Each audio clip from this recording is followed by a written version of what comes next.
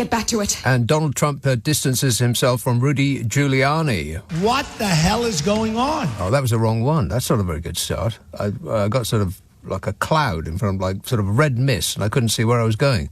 Distances Giuliani. Nobody knows who the hell he is. That would make more sense, wouldn't it? Oh, well, never mind. It's just a show. Nothing serious.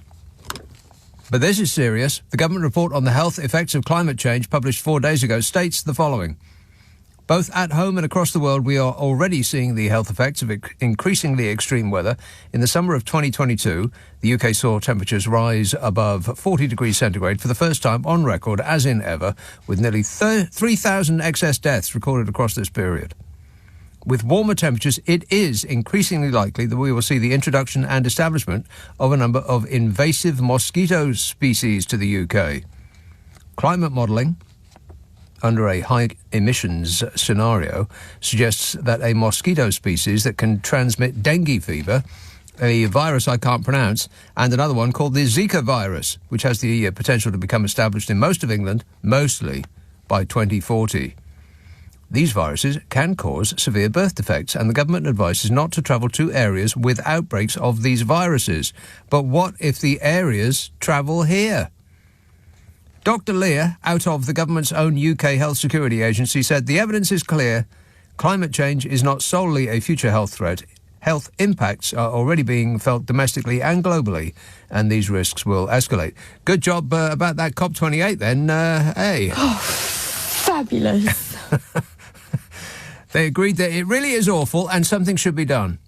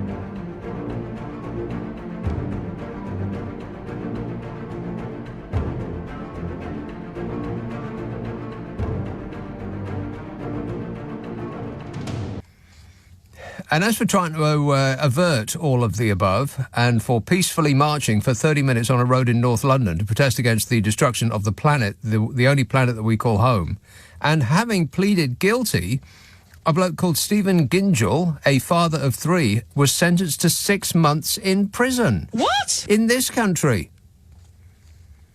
That is despite the government's own sentencing bill legislating to introduce a duty on the courts to suspend short sentences of 12 months custody or less.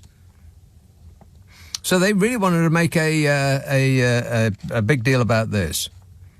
Teach him a lesson.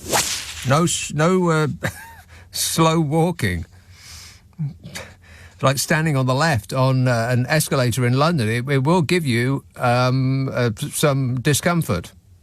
The Londoners' reaction to that, very severe. In many cases, short custodial sentences may even entrench an offender in criminality, said the government's own sentencing bill. This is a report published by the government, and yet, for the crime of walking slowly and drawing attention to the ruinous consequences of this regime adhering to whatever the oil companies and polluter industries want, a decent man gets sent to jail. And it seems like the sentence is for behaving in a way that could affect the profitability of a major donor industry to the Conservative Party. Explain it in another way. 6 months jail for coming between a donor cash and this government. This government will have integrity. Professionalism and accountability at every level. Yeah, sure. Mm-hmm. I saw him this week in person. I'll come to that in a minute. 6 months jail. I mean, but as any fool know, there's no such thing as global warming because it's cold outside. But not cold enough, because the Met Office said that there was little sign of any wintry weather around December the 25th. No snow? Oh, no. This weekend, parts of the UK set to enjoy unseasonably warm weather with highs of 55 degrees Fahrenheit. And I will translate His Majesty's Fahrenheit to European surrender centigrade for you young uns. Well, now, let's see. To get from Fahrenheit to centigrade, you simply double it and add 32. Any idiot could do that. So double 55 is 120. 120 plus 32 is 162. Wow. It's going to be 162 degrees centigrade tomorrow. Can you believe that? No. Heavy rain will hit areas of Scotland.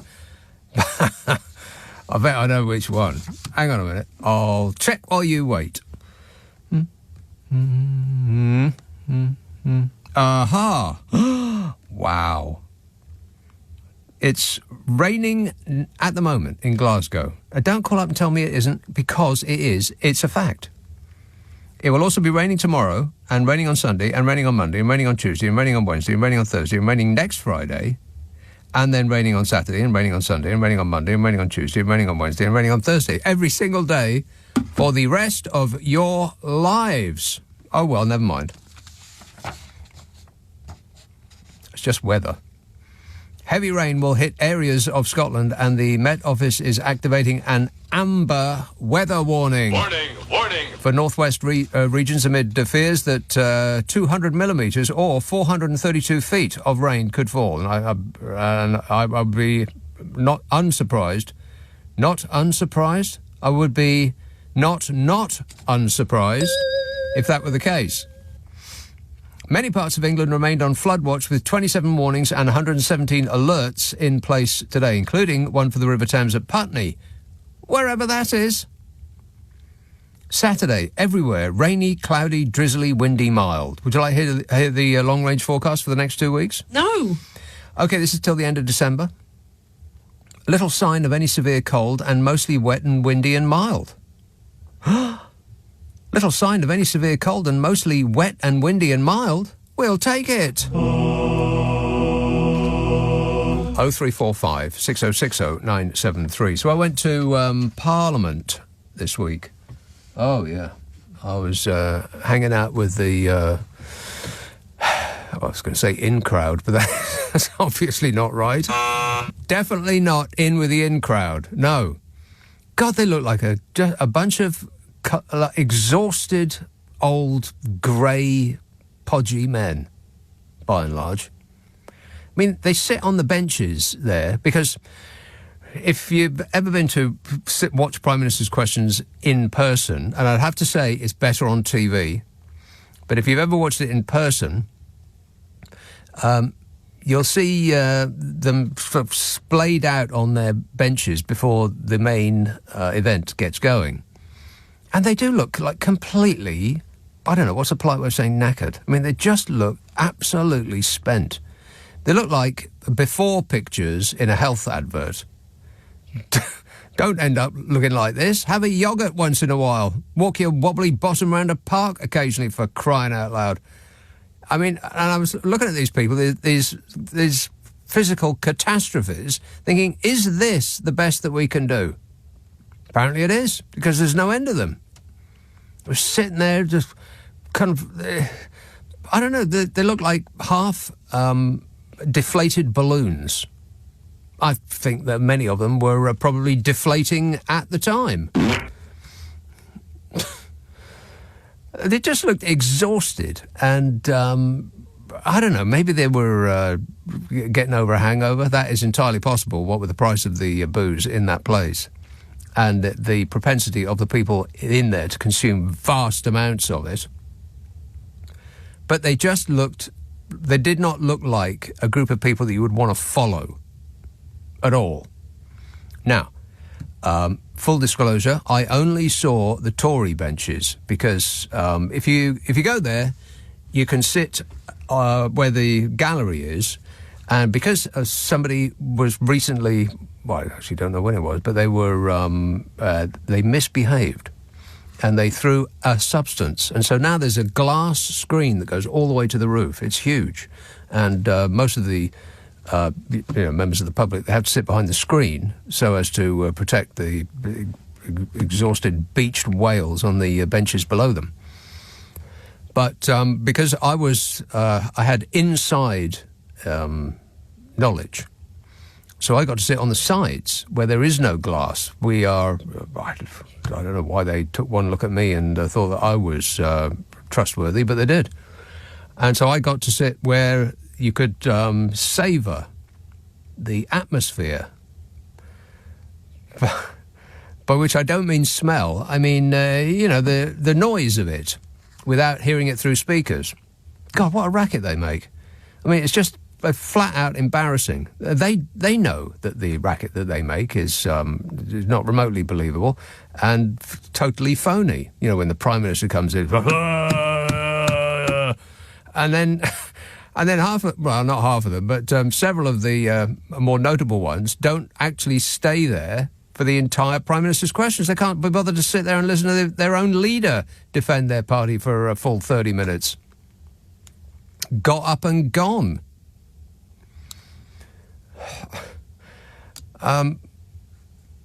So it was a bit of a bizarre view, though, because I couldn't see the Labour benches at all, or the Scots, or anybody. I could only see the Tories because I was on the side and I was like sitting above the Labour Party.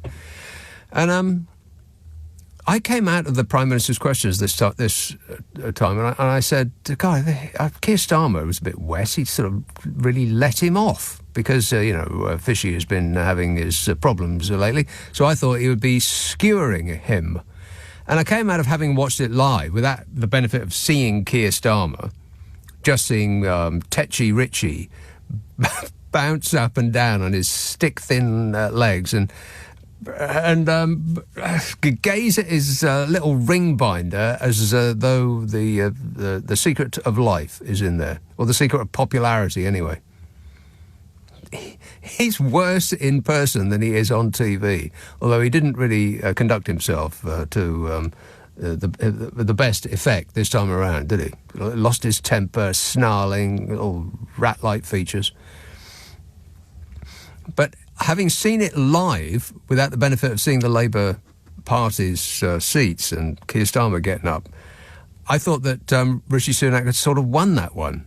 But then I saw it on TV afterwards, and I came back with a completely different opinion. It is definitely better on TV because you can see close-ups of the people, you can hear them clearly, because when they were bellowing on, you couldn't really hear anything that anybody was saying. And then the speaker sort of unlodged his head from his shoulder. There were a couple of times I thought he was actually going to sleep. He just sort of jerks awake and stands up and says... and when he said that first thing is, right, do you want to be the first? You know, that. He's threatening to chuck people out. They weren't really making that much noise when he said that. It seemed a bit bizarre that he would leap to his feet at that moment. And it did occur to me that he stopped Keir Starmer almost exclusively. You let Rishi Sunak bray on, and the other members of the Tory benches, they went on and on while the House was everybody in there was bellowing and waving their papers and acting like children. But the only person that he stopped mid-flow was Keir Starmer, and he did it, I believe, to my memory, 3 times, all while Starmer was building up to either a joke or a point. And he had to sit down, like right at the punchline, he'd stopped him. So I thought, that's a bit strange. If the speaker isn't aware that that's what he's doing, then somebody needs to have a word, because it sounded like, to me, that he'd picked sides. Odd. Or he was trying to make it appear as though he hadn't picked sides. But if I was Starmer, I'd have been absolutely furious. He knocked out quite a few of his best lines just by making him stop midway and sit down, and then he called, order, order. Before all of this happens, by the way, they parade through this central hall, or whatever it's called. It's the most ridiculous, wind-up clockwork soldier routine you've ever seen in your life. And it happens every day, apparently. What a silly place. But having watched it again on TV, I think Keir Starmer actually ripped him apart, but quietly. and I'd say prime ministerially. He did a speech in front of a lorry just the other day. Did you see that? I thought that was pretty good. I think he's sort of turned a corner as Keir Starmer. I think he's now grown into the job that he hasn't got yet. Whereas Techi Ritchie, I don't know. I mean, he looks like somebody you would turn down to be a prefect because they want it too much. You know what I mean? Yeah. 0345 6060 973. Text 84850. Email nick@lbc.co.uk. If you're on Twitter, it's @LBC. Friday, Saturday, Sunday night at 10. Nick Abbott, LBC. This is LBC. This is LBC with Nick Abbott. Call 0345 6060 973. Tweet @LBC. Text 84850. Excuse me? Excuse me. 0345 6060 973. Linda texts, Nick, you were recently talking about the difference between Londoners and Northerners. Now I know you don't do homework, but have you ever watched the MASH report, Northerner in London? No, I don't. No idea what that means. It is hilarious, says Linda. You'll find it on YouTube. If you watch it, I promise to watch AC/DC at River Plate. If you don't, you'll still be my favourite. Thanks, Linda. Appreciate it. Ahmed says, so Harry finally won his case and they said that he was a victim of phone hacking. I don't mind him smirking about it, but if that bloomin' Meghan dares break out a smile in public before apologising to the faultless Kate and His Highness, I'm going to be very upset. Yeah, well, you and every newspaper writer in the country. There's a picture of her smiling, Meghan smiling, where people are suffering in the world. Look at her smiling. Yeah, all right, I'll get to that in a bit. 345 6060 973. Rochester, hello, Lou. Oh, hello, Nick, darling. Lou. How are you? I am great, mate. Oh, thank you. I'm glad to hear that. So, I kind of missed the beginning of your show, but are you telling me that you went to the public gallery in the Commons? Yes, I did. What on earth made you do that? I thought it would be a fun day out. Yeah, sounds like it was. I actually went for the beer. Well, not the beer, but I went for the food. I thought I was going to have a subsidised meal in one of their fancier restaurants. But, of course, because it was last day of term, it was all booked out. Oh, by those greedy, hideous people. Mm. So, I just want to tell you, Oh, by the way, I've had Jackie and Liz over tonight, and we've had Secret Santa Christmas doings. Right. You say that as though I know who they are. Well, I feel like you do. I've mentioned them a few times. I don't. No, okay. But they're good friends of mine, and we've had some gorgeous dub music on the old Spotify. Okay. Dennis Brown, Money in My Pocket, Althea and Donna. But your point, Lou, is... But my point is, sorry, I'm digressing. I'm wandering. I will come back to the point. So I was in Berlin again last weekend, and it's a beautiful town. I don't know about that. No, it's fabulous. And the history is just... You are walking in a history book, aren't you? Come on, you know? Everywhere you go, there's history all around you. Yeah, everywhere you go, there you are. Mm-hmm.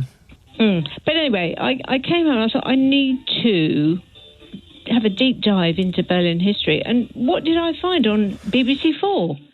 Berlin, 1933. Have you seen it? No. It's fabulous. Lou, your point is? My point is, watching this, Berlin in 1933, and what was happening, just sounded very familiar to me. Do you know what I mean? No. Thanks, Lou. 0345 6060 973. I take full responsibility for everything that's happened on this show so far. Alice texts, oh, thanks, Nick. I got a bit OTT with political anxiety earlier after hearing Morgan's veiled threats, but mostly this week it's just been rubbish. P-R-R-U-G-H, rubbish. What does that mean? Has this show started yet? I can't wait till this show starts. God, it'd be marvellous, won't it? Tom says, Piers Morgan should stop slandering Harry every chance he gets. It's sad, pathetic, idiotic, and quite frankly nasty. I'm with Harry on this. Yes, I'm in Camp Hazard and Sparkles. And Shane says, don't worry, Rishi will have these pesky mosquitoes flown back to where they came from. Stop the bugs. That's right. Stop the bugs. That's right. The country's priority is to stop the boats. Stop the boats. And at the same time, I think people know that I'm relentlessly focusing on stopping the boats. And I'm relentlessly focused on stopping the boats. That's one of my 5 priorities, stopping the boats. And I think people know that I'm working night and day to stop the boats. I firmly believe that that's what the country wants me to do.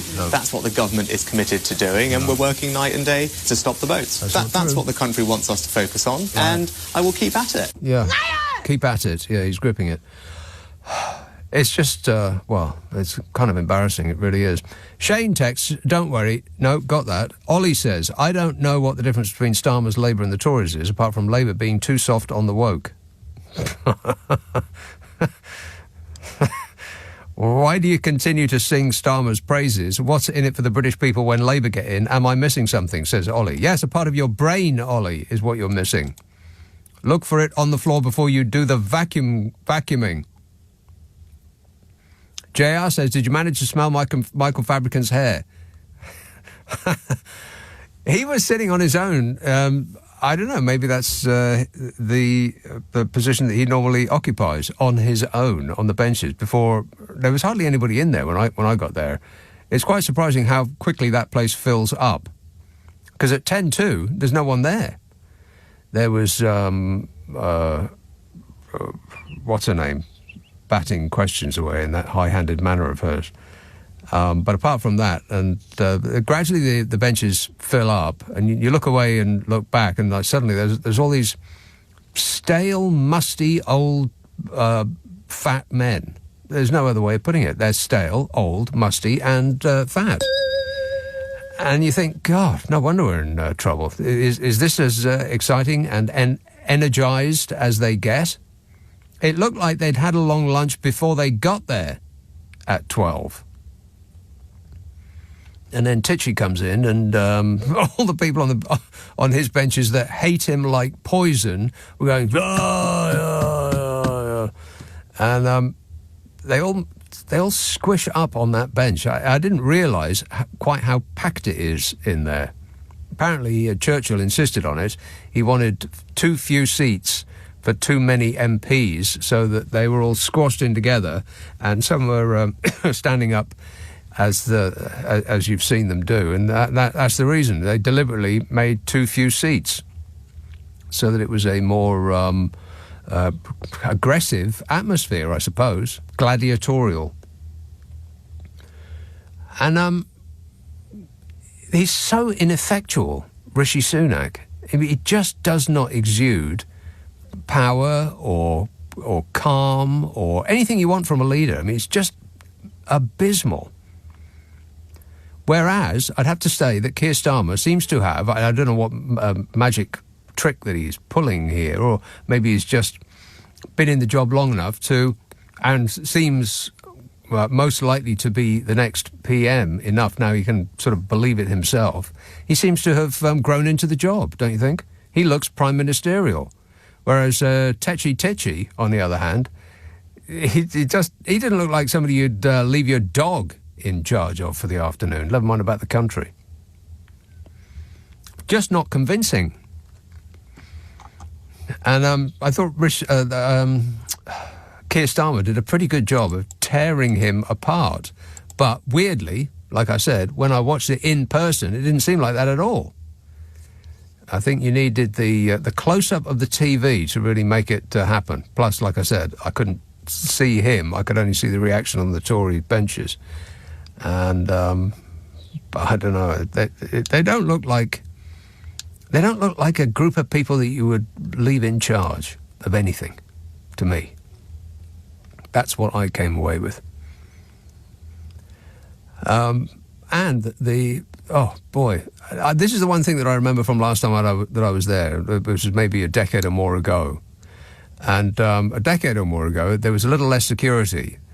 And it was in the evening, and there wasn't as much drunkenness, right enough, because when I went there in the evening a long time ago, people were I've never seen drunkenness like it in my life. People were just bouncing off the walls. These old geezers were being held up by these blonde-haired youths. It looked very, very strange to me. It looked like somebody needed to have an intervention to me. But this time around, the one thing that I did notice was exactly the same, was the smell from the restaurant. Oh, boy, just follow the smell of old cabbage. Now, I don't know whether they were cooking old cabbage or that's just what those old geezers smell like, but not too appetising.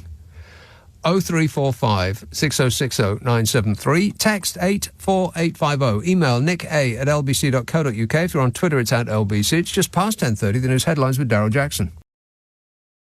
Nick Abbott on LBC. Call 0345 6060 973. Would you mind telling me what this is all about? Yes, it's all about trying to figure out what Michael Fabricant puts on his hair, or what his hair actually is, because from a distance, as Bette Midler would sing. Get Bette Midler on the phone right now, I mean it. From a distance, I couldn't actually tell what it was.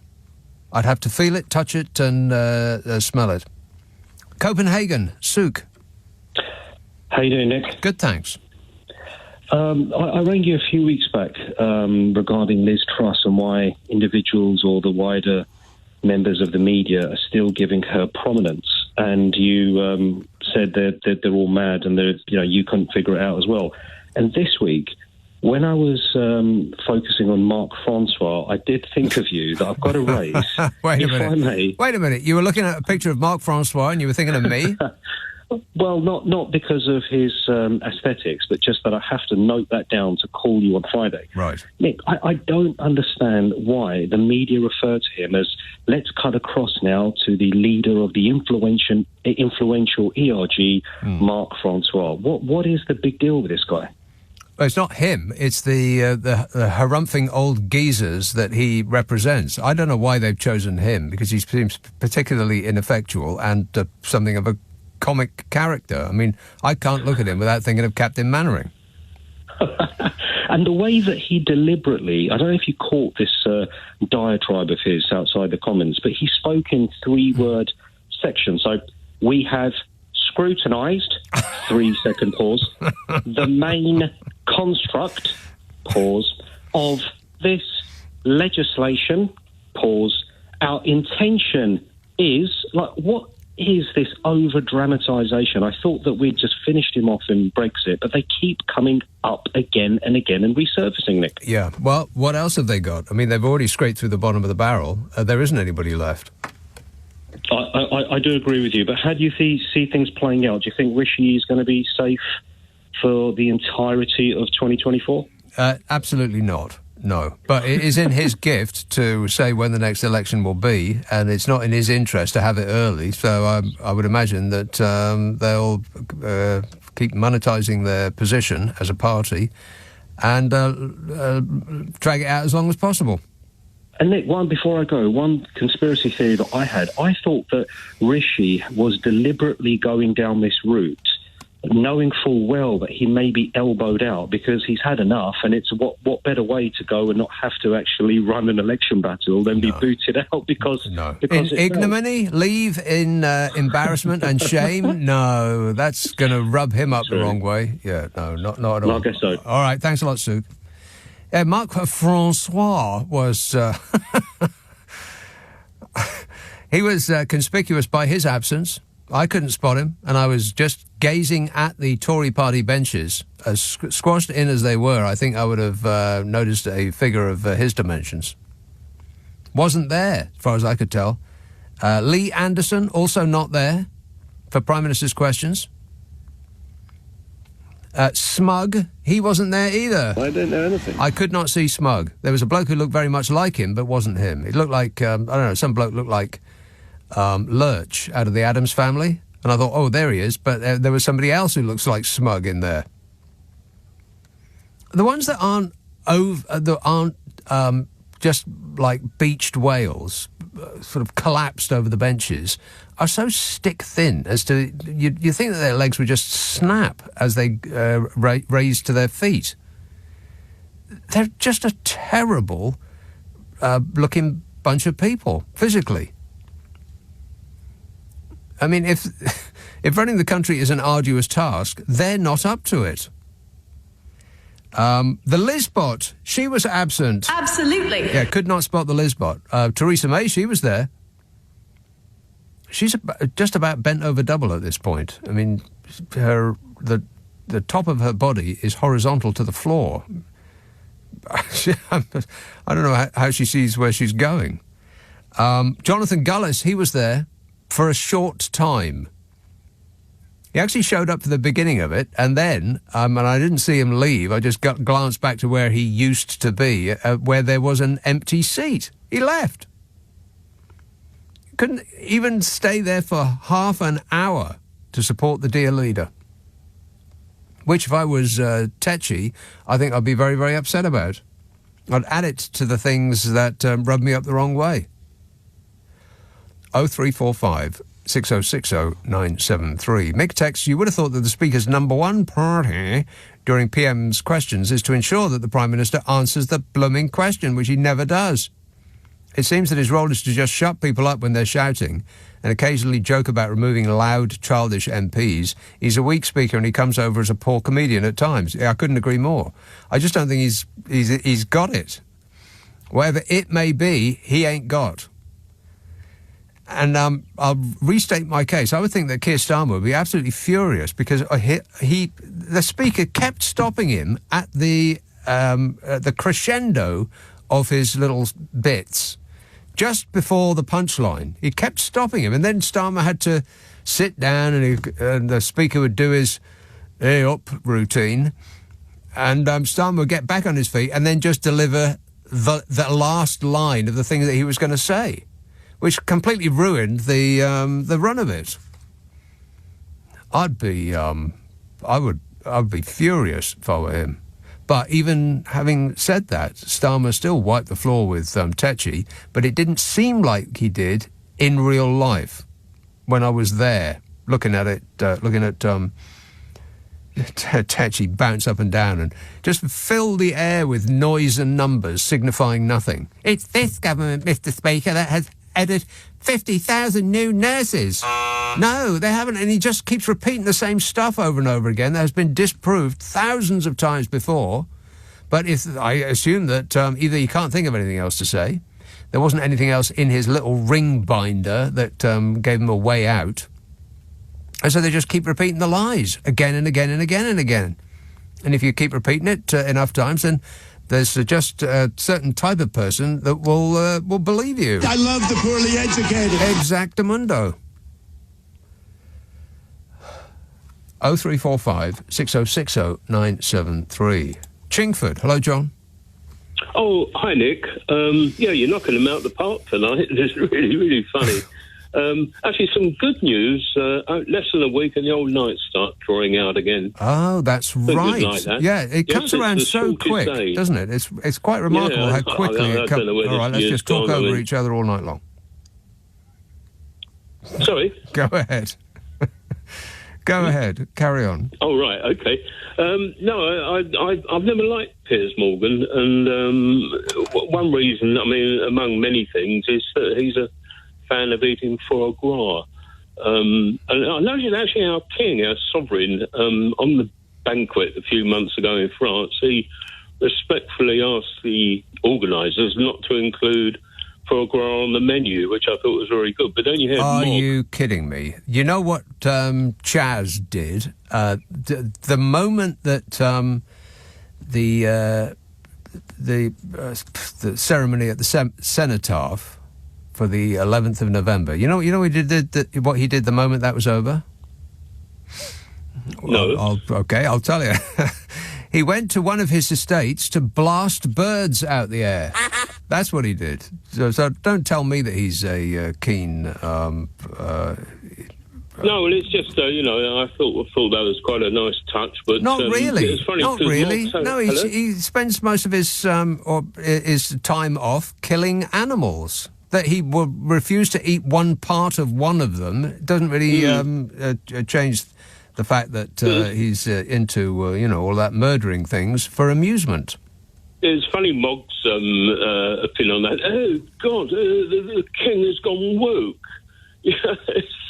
he was in discussion with that other guy who's been cancelled, Dan Wootton, and Wootton said he couldn't wait to tuck into his next play to the king has been woke, if you want to put it like that, for pretty much his entire life. In his speaking, anyway, not necessarily in the way that he lives his life, but in his opinions for how other people should lead their lives. It's funny because when the coverage of the Harry's verdict came out, the only channel that didn't have it was Morgan, the channel that Morgan's on. They were boat people, so... Yeah, it's like you can search in the Mail for coverage of Boris Johnson's appearance at the COVID inquiry, and you could do so from now until the end of time, but you won't find anything.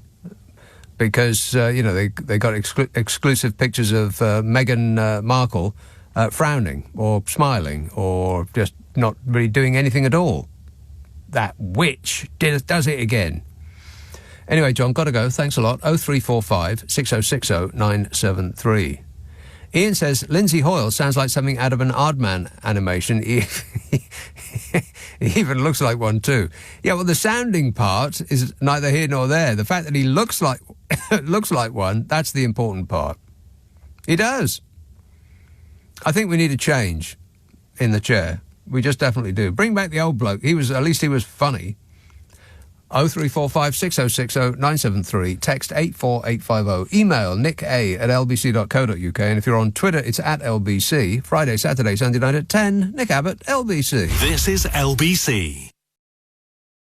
Nick Abbott on LBC. Call 0345 6060 973. You've got a good, your mind is a little bit, three-dimensional. No, I have no idea what you mean. Tristan texts, I'm sleeping outside my local food bank. I'm freezing. I've got my next doctor's appointment in 2027 and no roof over my head, but I sleep soundly, knowing at least someone is finally stopping those pesky boats. The country's priority is to stop the boats. Stop the boats, yeah. It's this government, Mr. Speaker, that has employed 50,000 new police officers. Lies and lies and lies. But they're still telling them because I guess they just can't think of anything else.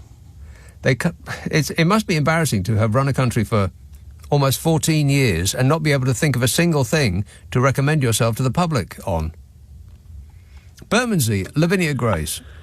Oh, hi, Nick. How are you, mate? I am great, mate. Oh, it's so lovely, lovely, lovely. Lovely. To hear your lovely voice. Lovely. It really is. Lovely. I really look forward to hearing you. Honestly, I do. Well, this is beginning to sound alarming. No. Please don't do this to me, Nick. What I want to say, okay, I want to say a couple of things, right? Oh. And what's his name? Richie or Tichy Sunak, right? What I want to say about him... suit size. Yeah. I would call him, what's the word, actually? Little legs. Oh. And do you know what I think he looks like? What they call them dogs. A dog? Begins with an S. It begins with, because I can't pronounce my S's. A schnauzer? No. Sausage dog? Sausage dog. Sausage dog. Yes. Yeah, he looks like a sausage dog, right? And I would call him also... little legs. Right. But if you take away very offensive. Well, what it is, what I'm actually trying to say, Nick, I am being honest. Yes. And I have an opinion. And that's how he looks. But also, I want to say something else, actually, when I look at that man. If you take away his money, all his money, what has he got? What is there? What has he got, Nick? They take all the millions away. Yeah. His wife's millions away. Mm-hmm. What is there? Absolutely nothing. Well, all he's got is little legs, like a little sausage dog. Right, okay. Sounds like you've given that a lot of thought, Lavinia. Maybe a little bit too much thought. Try not thinking about him so much. But I appreciate the call. 0345 6060 973. I mean, that's just plain offensive to describe the Prime Minister of this country as a little sausage dog. Whereas, in fact, he's a bile-filled stick insect. get it right. He just sort of, I don't know whether this comes across on TV either, but the manner in which he sits back down after having got up and, lied his face off about, this government has halved inflation, Mr. Speaker. No, you haven't. You just waited for it to happen and then took credit for it. But he'll to trip out his little response, and then the manner in which he sits back down is properly weird.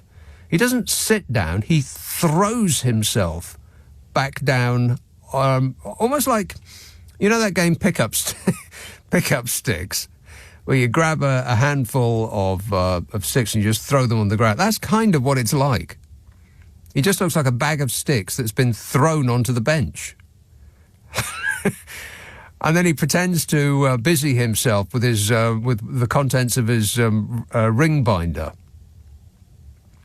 which I assume has the scripted answers for the questions that he's about to receive, but not all of them, because there was one from the Labour benches that was that particularly riled him,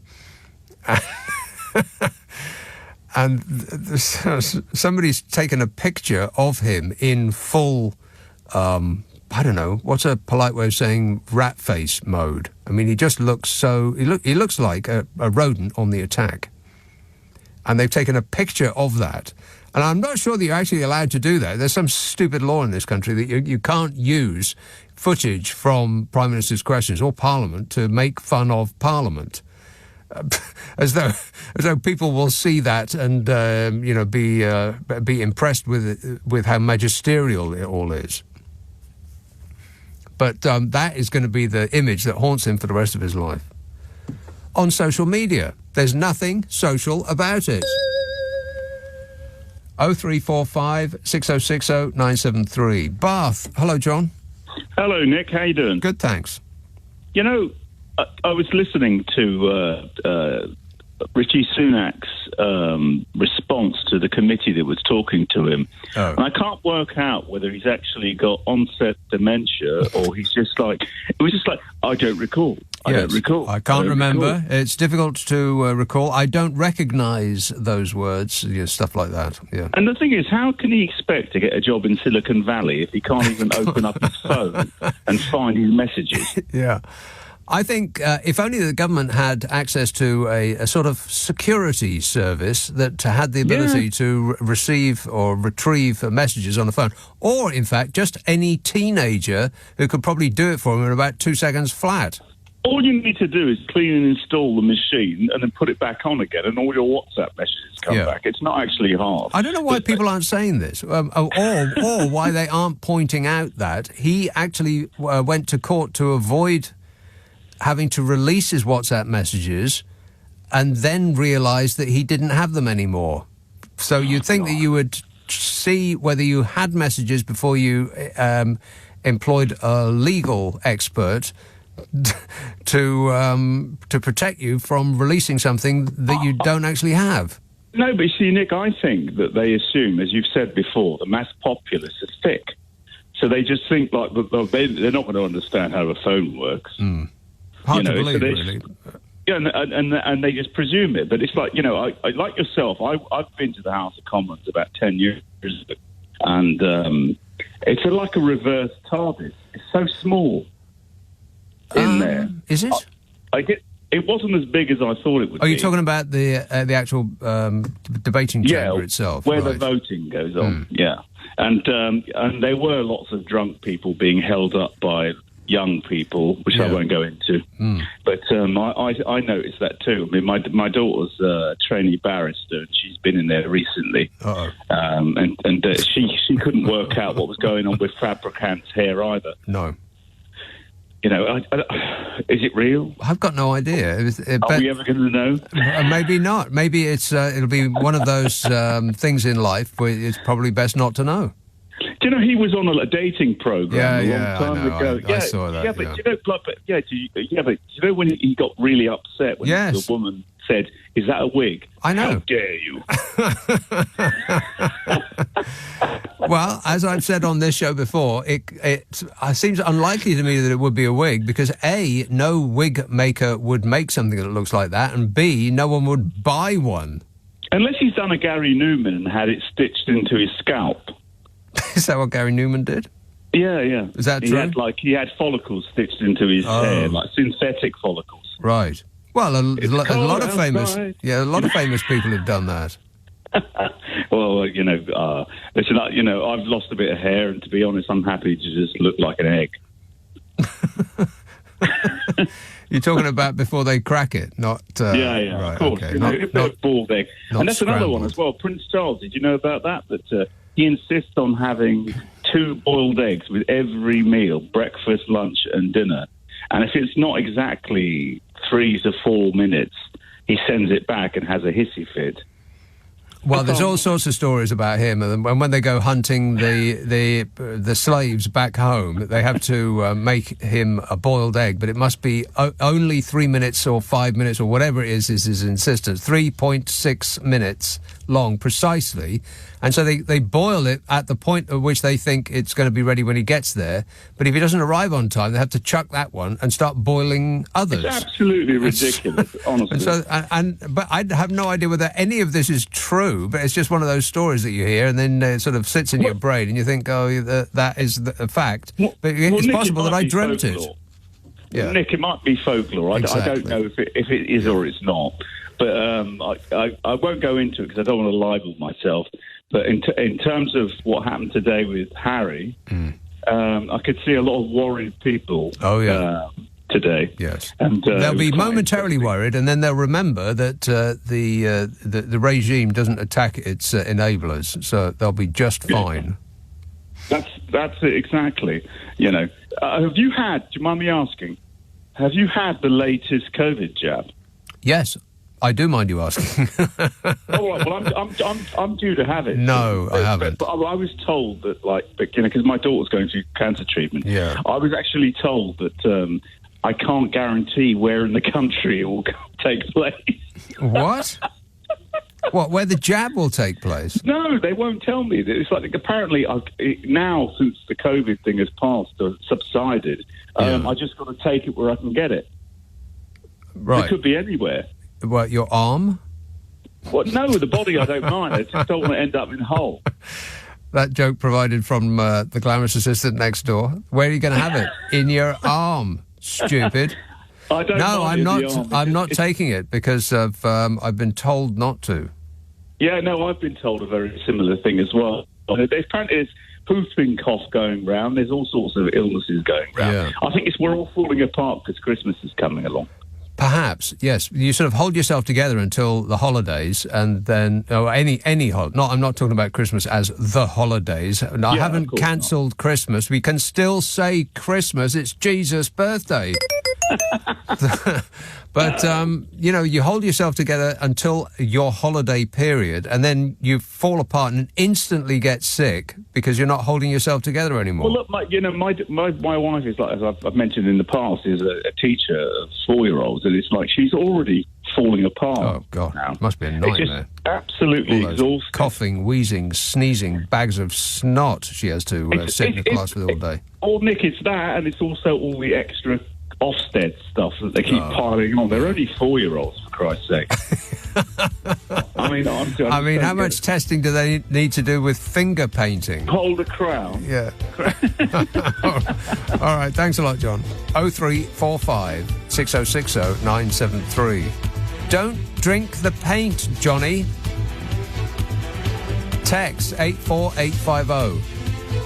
No sniffing the glue. Email nick@lbc.co.uk, and if you're on Twitter, it's @LBC. Friday, Saturday, Sunday night at 10, Nick Abbot, LBC.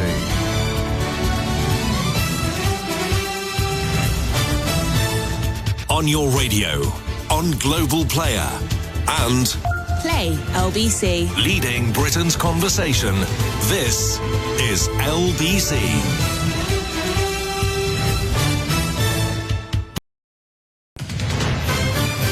This is LBC from Global, leading Britain's Conversation with Nick Abbott. You're joking.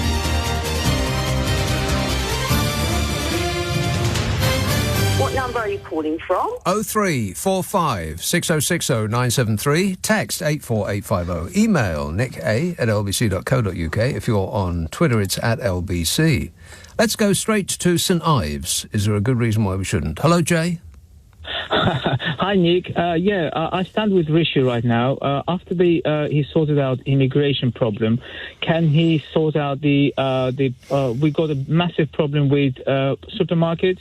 The aisles are full of foreign food right now, and I went there today, right now, Tesco, and I was really confused. Went to the aisles, Polish food, Asian world food, yes, French bread, Mexican food. Oh my God! I've got confused. So I think Rishi Sunak's next priority, number 6, should be reduced. That will help him to reduce inflation if they stop selling all the foreign food, which lemons, oranges. Limes. Why do we need them? Why do we need them? Go back to we don't need fish, fruit. Quite right. But it's everything is in the book. Have you read the book? What book? They losing the plot. No, the plot. Nadine Dorries' book. Everything is in there. Please read it. Yeah, I'm definitely not going to be doing that, Jay. I think everybody in school start reading that book because this is the. No, honestly, this is the truth. Yes. Everyone is after Boris, and the Boris he got all the calls right. So why are they doing all this investigation on him? Right, you're all over the shop. Yeah. Wait. Like Boris Johnson himself. Some of that made sense, Jay. Better luck next time. 0345 6060 973. I don't think we have to worry about very much the foreign food infesting our supermarkets anymore because they can't get it through the various canals of the world because one's dried up and the other is under rocket attack. And so we won't be having any of that foreign muck in our supermarkets. Thank goodness. It'll be a diet of turnips and Swedes, but not Swedes. Not Swedish Swedes. British Swedes. Don't need none of that foreign muck. We want proper British food. We want sprouts. Of course, they come from Brussels, so can't have those. Swedes are Swedish. If we could get some fish without fins, then I think we'll be A-OK. Here's the call in Glasgow. Eric. Too late. 0345 6060 973. John says one of Trump's former lawyers lost his... it says here, deformation case against 2 women today. I'm pretty sure that's not right. He was ordered to pay $148 million. $8,737,540,000. $148 million to 2 Georgia women. Looks like bankruptcy for him, or his mate Donnie will bail him out. Oh, shut up! He couldn't afford to. I make $400 million a year, so what difference does it make? Yeah, what difference does it make? It's just chump change to him. Rob says, it's because Twitchy Richie is so bad that it makes Starmer look okay. Well, I would have said that a while ago, but I think that Keir Starmer now looks prime ministerial, almost presidential, in fact. He has definitely grown into the role that he hasn't actually taken up yet. He does look like a prime minister, whereas Tetchy Titchy just doesn't. He looks like a sort of skeletal bag of bile. Throwing himself on the bench and then glaring at his ring binder. But he doesn't need to look in the ring binder for the answers to the questions because he keeps giving the same answers. The same fake, false lies. Mr. Speaker, we've halved inflation. By what method did you halve inflation? Other than waiting for it to happen and then taking credit for it? How come nobody's saying that to him, by the way? I mean, the man gets interviewed a lot, and he and his various ministers keep coming up with that line over and over again. Oh, we halved inflation. Really? How did you do that? Please explain the process by which you managed to make that miracle happen. And they won't be able to because they didn't. I mean, the Bank of England really didn't do anything to halve inflation, and it's their job. to do that. It went up because of external sources, and it's going to go down because of external sources. And when it eventually goes back up again, they aren't going to say, oh, well, bang to rights. It's if we are responsible for it going down, then we must be responsible for it going up. Or when it went up in the first place, did they claim responsibility, the Conservative Party? Of course not. It had nothing to do with us, they said. Oh, it's all about Ukraine and it's about COVID and, other things. And when it went down again, they said, oh, well, it's just me that did that. Me, Rishi Sunak, your saviour. And they lie about the police numbers. I mean, we know that they're lying about that because their own blooming ministers have gone on television and told us that that's not true. Chris Philp said so on TV. He said it was something like, it wasn't 50,000 new policemen, it was 4,000. And the chap who was the police minister before that, I can picture his face, but his name escapes me. I'd recognise it if I saw it written down. He admitted out loud that those police numbers are fake. And we employed 50,000 new nurses, Mr. Speaker. No, you haven't. You're lying about that too. Absolutely everything that comes out of them is an untruth, which you're not allowed to say in Parliament, of course. You can't call somebody an untruther. Liar! You just can't. But they need to do something about the Speaker, Mr. Speaker. And I think that Keir Starmer's first duty, if he accedes to the top job, is to do something about that Aardman animation character who sitting in the speaker's chair, because he interrupted him so often, and it was only him that got interrupted, despite the fact that it was the Tories that were doing all the bellowing. I would have been furious. 0345 6060 973. Let's have Gloucestershire. Ross. Hi, Nick. How are you? Good, thanks. Great to hear you. Pleasure to talk to you. Thanks. I would just like to say that actually we've all been fed a spin full of lies by the Tory government. About what? About everything. Everything's great, apparently. Oh. But I'm driving in my car, there's potholes everywhere. I can't get a dentist appointment. I'm waiting 2 years to get an appointment on the NHS. So, my general opinion, bring on Keir Starmer. It can't get any worse. Yeah, I'm going to forward that as the headline in their new marketing campaign, Ross. Keir Starmer. Vote Labour. It can't get any worse. Good point. Thanks a lot, mate. 0345 6060 973. Dan says it's since Starmer was over at COP and then meeting the Greek PM, or while Sunak had a meltdown, he's realised he can definitely do a better job than this clown show. Yeah, I think that he has grown into the job. It looks like him now. I mean, if you wear the coat of a Prime Minister, it looks like he's wearing it. And it doesn't come in tissue suit size. I don't know. I'm dissatisfied. I'm not angry. I'm just disappointed. Chrissy texts, heard on the news today that Satsumo has the upper hand on Biden in the polls.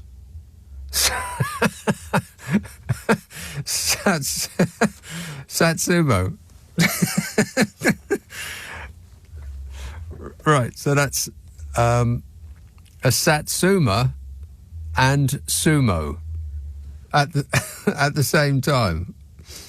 I haven't heard that one before. That's quite good. Calling you Satsumo, Donny. Oh, shut up! Yeah, exactly. Heard on the news today that Satsuma has the upper hand on Biden in the polls. There seems to be a genuine chance that almost half of Americans have not had their brain transplants. Not had their brain transplants. What the heck will it mean for the UK if he gets back in? Get Fabricant on the front line so they can have a hair off. I would pay money to see that. I would pay money to see Donald Trump's hair fighting Michael Fabricant's hair. What would be the outcome? You don't need to put all of that product in your hair. You just don't. Yeah, you just don't. Call you a satsumo, Mr. President. Don't talk to me that way. I'm the President of the United States. Don't ever talk to the President that way. Well, I think that people are writing off Joe Biden a little bit too quick because it's a year away, don't forget. Now, assuming that Joe Biden can actually live another year, which I think it would make, by the looks of him, would make it about 1,001 years. The man seems to be made out of parchment. But they do have this, not that I want to talk about it on this show, but they do have this abortion issue that is seriously dividing Americans. And it's not just women against the Republican Party on this, because it's the Republicans' thing, this overturning Roe versus Wade, the ability to get an abortion in America. It's not just women. Men who don't want an extra baby are quite keen on having women having a choice too. But the Republican Party seems to have been overtaken by this these sort of phony religionists who, in every action, do the opposite of what Jesus would do in any given circumstance, and then claim that they are following the word of the Lord. They use religion as a weapon. So the Republican Party seems to have been taken over by these people. And, there's always the gun nuts. And they're usually the same people, though. I want access to a military assault rifle because that's what Jesus would want. Those people. I think that Trump is going to turn off a lot of people. And I don't think the Republicans are all going to vote as with one, like the Conservatives in this country. I just don't think that people will go out and vote in their entirety as in relation to how they've always thought and voted in the past. Because there's just too many things that are peeling people off, and abortion is one of them, and a general dislike of having that bloke off the telly with the weird hair being your next dictator. Because if there's one thing about Trump that you can rely on, it's that he tells you what he's going to do before he does it. And he has actually said, I will be a dictator on day one. Now, I know that he did only say only on day one, but you give somebody 100% of the power, then they're not going to give it back on day two, are they? He won't have got all of his revenge in on day one. So listen to what the man is saying. He's telling you he's going to run the country as a dictator. I mean, America only just by the skin of its teeth got away with it last time around. And managed to fight off a coup, which the coup plotters are now pretending didn't exist. No such thing happened.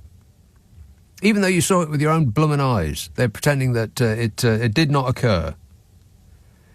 And that is, I think, the plan with the Conservative Party now, because on answer after answer after answer, and it's not just Tetchy, it's his the clown show that follows him around. They all seem to be saying the same thing. Whatever the question is, look at the catastrophe that you have wrought on the economy of this country, or the NHS, or the small boats, or whatever the issue at hand is, their answer these days is, well, the Labour Party don't have any answers for this. So I think their policy is to pretend that they haven't been in power for the last 13, 14 years. That this is somehow Labour's fault for not having a plan. So be aware that that is the next manipulation coming your way. You're about to be manipulated, and not in a good way. 0345 6060 973. Nick Abbott, LBC. This is LBC. Nick Abbott on LBC. Call 0345 6060 973. You don't know what you're talking about, do you? No, I most certainly do not. Rebecca says, have you seen that Rudy Deludi has been found out, and been ordered to pay $148 million for defamation? He's going to be sweating hair dye in debtor's jail, says Rebecca. And on that subject, Natalie says, just saw the news that Rudy Giuliani Giuliani, has been sanctioned by $148 million for his attacks on election workers. Can't be discharged by bankruptcy either, so he's going to have to cut back on the melting hair dye. That's, something of a theme in those two. I think he colours his hair with a Sharpie. Either that or he gets his hair done at the shoe shine stand. One of the two. Natalie says, no doubt Fat Donny will help him out for all the work that Rudy has done in assisting Trump or Thin-Skin's attempts to overthrow democracy. I bet Trump will now hardly say he even know him. Yeah, he'll say... Nobody knows who the hell he is! Yeah, never heard of him. 0345 6060 973. Haven't. Lauren. Hello, Nick. How are you? Great, mate. Cool. I'm with the other lady. I look forward to Friday night at 10 o'clock. I turn the telly off. Oh. Come and sit in the bedroom and listen to the radio. Thanks. Sure. I love the irreverence. I just love it. You make me giggle. Well, I appreciate it. Thank you. Yeah.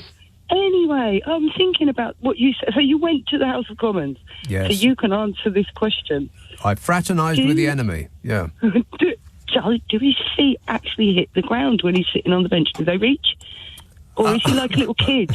Does that why he has to throw himself? He's not throwing himself down, he's throwing himself up like a kid. Do his little legs not reach the No. I see. He is like he's kind of like a collapsing stick insect. He just there's no putting of his bottom on the bench. He just chucks it on there, and he just he's actually got a bottom. He just falls in a heap like dropped toothpicks. like old plunk straws. Anyway. Yeah. Nick, I've got a quick observation as well. I noticed, he can't recall anything, but he also was talking about a bad thing. He definitely doesn't want to be responsible for a bad thing. So I think the psychologist really needs to look at what bad thing is he actually responsible? I think it goes way back to when he was head boy. Well, I think the use of the singular thing, what bad thing is he responsible for? Multiple things, I know, surely. but he just kept saying, but I don't think that was a bad thing. It's the way he said it. Right. It was the emphasis.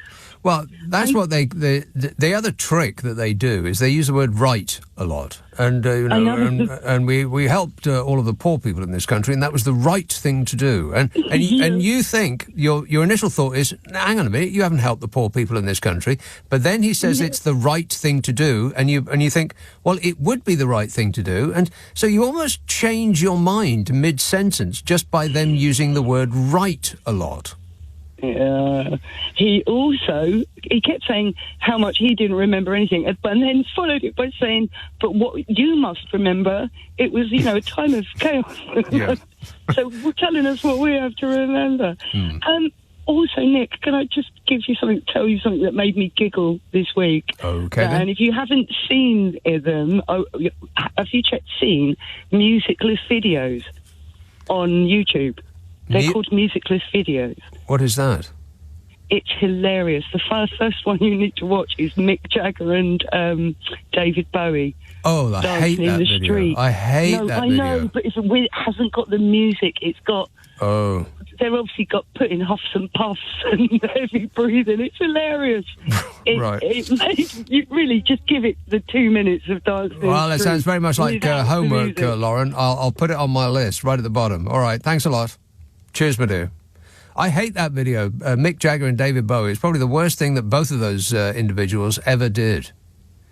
But for a while there, I did own the very same trousers that Mick Jagger was wearing in that video. What? I mean, when I say very same, I don't mean the actual pair, but ones that look just like it, that were probably a size larger, because he is so very skinny. And I'm not so much. Yeah, it were bright purple Catherine Hamnett. Couldn't believe it. My trousers are famous, I thought. In the worst video to the worst song ever. 0345 6060 973. North Carolina.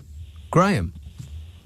Amazing. I get on right away. Nobody's calling you, Nick? I'll put you on hold. 0345 6060 973. Manchester. Hello, Raj. Yeah, hi there. Raj. Oh, sorry. I was saying to yourself. Sorry about that. What I was going to say was, there's a couple of things. First of all, about Rishi Sunak. I personally think he's not that bad a person, but he's just been badly advised. He's not really a seasoned politician like some of these other people are, and he's just been lost in the headlights, I think, in some ways. Really? Well, he's not really been a politician that long. Was it 4 or 5 years since COVID kicked in and he got the Chancellor's job? But what is it about being a politician for a while that would change his behaviour? Well, the first thing is you would never, ever have reappointed Cruella Braverman, would you? Which he did. After she'd just been sacked 2 weeks ago, or whatever it was. Yeah, but he did that in order to boost his own support amongst a certain type of person. Yeah, but that's the problem with it. He should have known what she is like, and in the end, she sort of she literally tried to stab him in his back, didn't he, when with her resignation type of speech, or whatever speech it was that she gave the other day. But see, I think that is politicking. I mean, he can't really be on board. I assume that Rishi Sunak couldn't care less about the small boats. I mean, they're not going to affect him one way or the other. He's just saying it because he thinks that it's going to gain votes. Absolutely. And he's so wrong about that, by the way. It's the complete opposite is the truth, but he's painted himself into a corner that this is pretty much the only thing that he's got now. He can't point to the economy, he can't point to the NHS, he can't point to the crime figures or anything that are important to people. So this is it now. He's staking his reputation and his position on this silliness. No, I agree with you. The only other thing is since Cruella put that newspaper article out in the Times or whatever it was, where she got sort of done over, where she ultimately got sacked after even Ricky says he wasn't going to sack her. It's all been Rwanda. Yeah. Nothing else has been on the table. Right. Nobody's talking about anything else at all. But the public are. The public are talking about other things. We are concerned about other things. It's just that he wants us to concentrate on this one thing because he thinks that he's got an outside chance of actually making it happen, sending people to Rwanda. But it's wrong on so many levels. It's hard to know where to begin. It won't work is one of them. It's not a deterrent to send 0.5% of the people that come here illegally, which is only 4% of the people that come here. So it's 0.5% of 4%. It's not. That's not really a deterrent, is it? I mean, if you've crossed a continent in order to get here, that's not really going to put you off. Absolutely not. You're 100%. I mean, that's the fact. I mean, if you think of it, I think. Do you know how many Ukrainians have come into this country since the war started? I don't know. Do you know roughly how much it is? I don't. It's about 170,000. Right. And although, if you remember, Nick, there was that scheme thing that they put in place that if you sponsored somebody and they lived in your house, or whatever it was, you got paid something like, for the first year it was £350, and then it was going to go up to £500. And overall, that scheme in itself, just that cost is going to cost us $1.9 billion. Well, that pales into insignificance compared. That pales into insignificance compared to the cost of hiring that Bibby Stockholm floating prison barge. One with what is it? It's got salmonella in there, and it's got all sorts of all sorts of unpleasantness. Yeah, but for the same money, we could put all of those people up on the Royal Caribbean's most luxurious cruise liner, with food and entertainment included. But, don't think about the cost, because the government are trying to persuade us that it's going to be value for money, that they're actually saving us money. But the opposite is true. Like much of what they say, the opposite is true. Thanks, Raj. Got to go. 0345 6060 973. Text 84850. Email nicka@lbc.co.uk. If you're on Twitter, it's @LBC. It's 11:30. The news headlines with Daryl Jackson. Nick Abbott on LBC. Call 0345 6060 973. Shut up. I can't. 0345 6060 973. Let's see if Graham in North Carolina is ready. Hello, Graham. Too late. 0345 6060 973. You know, we were talking about Rwanda just a minute ago, and there was this interesting article on the that communist rag, the Financial Times. And it was about the Rwanda policy, and it was about how immigration has risen and fallen down people's top priority list. He said, in the past, immigration worries have risen in lockstep for all voters. We've all been concerned about immigration. Not all of us, but, the vast majority put that at the top. And that was in the lead up to the Brexit vote, because we were being bashed around the ears by various dodgy used car salesmen talking about immigration. I'm a nutcase. Mentioning no names. And so it's not... it is understandable that people would voice concern about immigration when that's all they were reading about in the newspapers. But then Brexit came, and how's Brexit going, by the way? Oh, fabulous. Thought so. And all of that sort of dissipated. He says, this year, only hardline Conservatives seem to be concerned about immigration, suggesting it's not actual numbers that are driving concern, because the numbers have gone down, small boats particularly. But the Tories and Tory voters, their increase in immigration remains undimmed. So it's not about the numbers, it's about the idea of it. He says Tories' stance on immigration may have wedged off their less immigration-anxious voters towards Labour, leaving a narrow anti-immigration core. See, that might actually inform why Labour are doing quite as well as they are doing. I mean, apart from this catastrophic clown show that's been running us for the past 14 years. Yeah. Wait a minute. Apart from that, the Tories are actually putting people off because of this obsession with small boats. It's not bringing people on side. It's splitting those that may think about voting Conservative for other reasons. They're kind of being turned off by this weird obsession. Before the EU referendum, says this bloke's John Byrne Murdoch, Financial Times. He says, before the EU referendum, Cameron's Tories were more liberal on immigration than the average voter. Then the Tories shifted right to close that gap. But under Johnson and beyond, the Tories shifted further right, while voters liberalised. So we stopped being obsessed with it, but the government, it's almost like turning around a tanker. You can't turn around a political party very quickly to reflect the interests and tastes and the mores of the general public. They're still going in the wrong direction, ages after we've done a swift pivot and are going in the opposite direction. He said in 2016, voters saw Tories as closer to Labour than to UKIP on immigration. Today, they see the Tories and Reform, which is UKIP's replacement party, I guess, as very similar. Fear of being outflanked pulled the party to the right. In other words, the Tories have had a reverse takeover of the Nigel Faragists.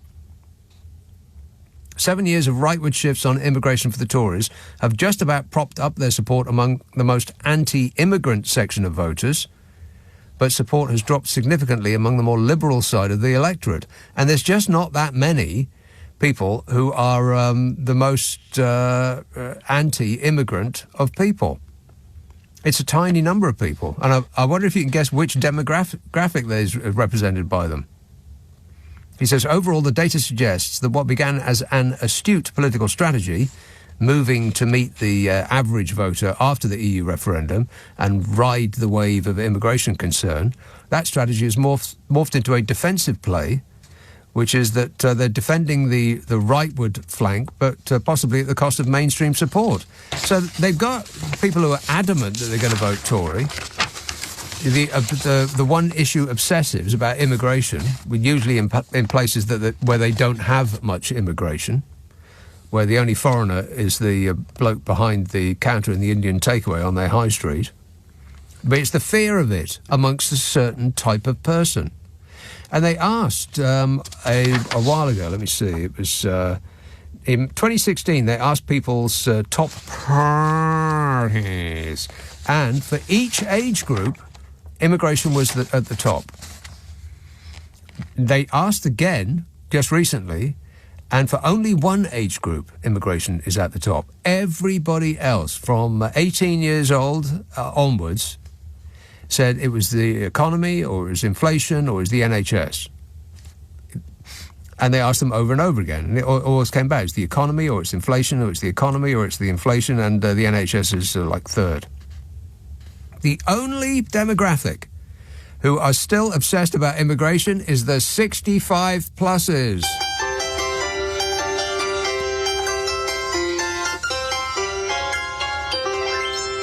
Old people. Boo! He says the key point from a Tory strategy perspective is this: increasing the salience of a problem you can't solve, and only doing this among your core vote is doubly risky. You're not winning any other voters, and you're frustrating your own base. Yeah, he keeps going on about this Rwanda thing and about immigration and stopping the boats. And he's not doing it, so he's upsetting the people that have come on side, that are thinking of voting Conservative. But he's annoying them because he keeps saying it, but he's unable to do anything about it. Everybody else is getting turned off by this obsession with small boats. So, like that guy said earlier on, who called me and said that titchy suit size is not very good at politics. Actually, that's about right, because this is dismal politics. I mean, it's just really inept, apart from anything else. I mean, I don't want them to be ept. Is there such a word? Well, if there's inept, there should be ept. I don't want them to be ept, particularly. I don't want them to be, a perfectly functioning organisation. I'm quite glad to see them fall apart, frankly, for everything that they've done to us. They should get back some punishment, except they'd probably like it. But, I don't know, it's a bit embarrassing, really, isn't it? If I ever go abroad again, I'm going to tell people I'm Scottish. Scottish. Because I kind of am. Or Welsh. One of the two. But English? No, I think it would provoke a certain amount of laughter. I'm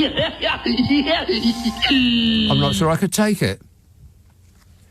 0345 6060 973. Again, all right, three times a charm. North Carolina. Hello, Graham. Lovely to speak to you, Nick. Now, I am a resident of Fulton County, Georgia, and I can understand Rudy Giuliani's dismay at the way things are run there, because when I tried to get an absentee voting form, it took me 3 tries with registered letters and the rest of it. And finally, I think what I had to do is I had to go from North Carolina to Georgia to vote, because I could never get satisfaction from the Board of Elections. So he'll appeal it, and seems like an awful lot of money for just calling somebody inept. A jury's $148 million award against Rudy Giuliani for defaming 2 Georgia election workers is just the latest blow that took him from Gracie Mansion to the Oval Office and a string of courtrooms as defendant. Gracie Mansion, is that the New York mayor's house? Residence, right, yeah. Well, there sounds like a lot of whining and whinging, as you would say, by the employees of the Fulton County. Actually, they're volunteers, or some, they're not really employees. Yeah, well, didn't he say to them that they were a bunch of con artists and they stole votes and they didn't count the right votes, and they were essentially guilty of trying to take over the United States of America? I would agree with that. You would agree that that's what he said, or that's what they were doing? I would agree that that's what he was representing the truth. Right. There was in Maryland there was somebody that was stuffing ballots, and I think it happened in Texas. Graham. You have to stop watching Fox News, please. Promise me you'll do that. Well, I should watch. What should I watch? What's your best? I don't know. suggestion? Watch South Park. NBC. Or South Park. or The Simpsons. Watch something improving. You'll get moral advice from both of those two things, which will be sadly absent if you watch Fox News anymore, Graham. Trust me. But thanks for that. Folsom County. Didn't Johnny Cash do a very famous live album at Folsom County Jail, Graham? Yeah, that's not in Atlanta. That's Folsom County. That was somewhere. That was somewhere. Al Capone was in the federal prison in Atlanta at one time in his life. Right. Well, they got him on tax evasion. So maybe there's a certain other individual that they'll get on a similar charge. I make $400 million a year, so what difference does it make? Wouldn't that be funny? Of course, he couldn't wear an orange jumpsuit because it would render him invisible. You'd never be able to see him. Yeah, unless he was skiing. Unless he was skiing? Skiing, yeah. Orange and white snow is a vast dissimilarity. Right. Do they have ski slopes in jail? Well, maybe in Colorado. I don't know. Maybe not. Maybe in Colorado. Yeah, that's probably right. All right, good work. Thanks a lot, mate. I'm not sure that Donnie is a skiing person, or really an exercising person. Exercising is fun and it's nice. It's fun and it's nice. Well, who knew? 0345 6060 973. Text 84850. Email nicka@lbc.co.uk. If you're on Twitter, it's at LBC. Friday, Saturday, Sunday night at 10. Nick Abbott, LBC. This is LBC. Leading Britain's conversation. Nick Abbott. Alexa, send a comment to LBC. Hello. Hello. Well, I've just been reading about Rudy Giuliani, and there's one fact I assume it's a fact, in here that just blows my mind. The jury's $148 million award against Rudy Giuliani for defaming 2 Georgia election workers is just the latest blow that took him from Gracie Mansion to the Oval Office and a string of courtrooms as a defendant. The former New York mayor spent the week inside a federal courthouse in Washington, D.C. as the jury considered a defamation claim by Ruby and Wandria, who said he turned their lives upside down with his false claims as part of his election overturn effort in Georgia, which, as we have just heard, some of the significant number of the American people, I would say that they were dinglings, still believe that Joe Biden stole the election, that Donald Trump was in fact the winner of that election. People still believe that. Mostly fans of Fox News, which I think is a disgrace. And it's a disgrace. It's frankly a real disgrace. It's a disgrace. Disgrace, yeah. The financial penalty will be painful, says the Mail, although his net worth climbed to $30 million as he raked in security consulting contracts after September the 11th, when he was the mayor of New York. Really, $30 million. Blimey.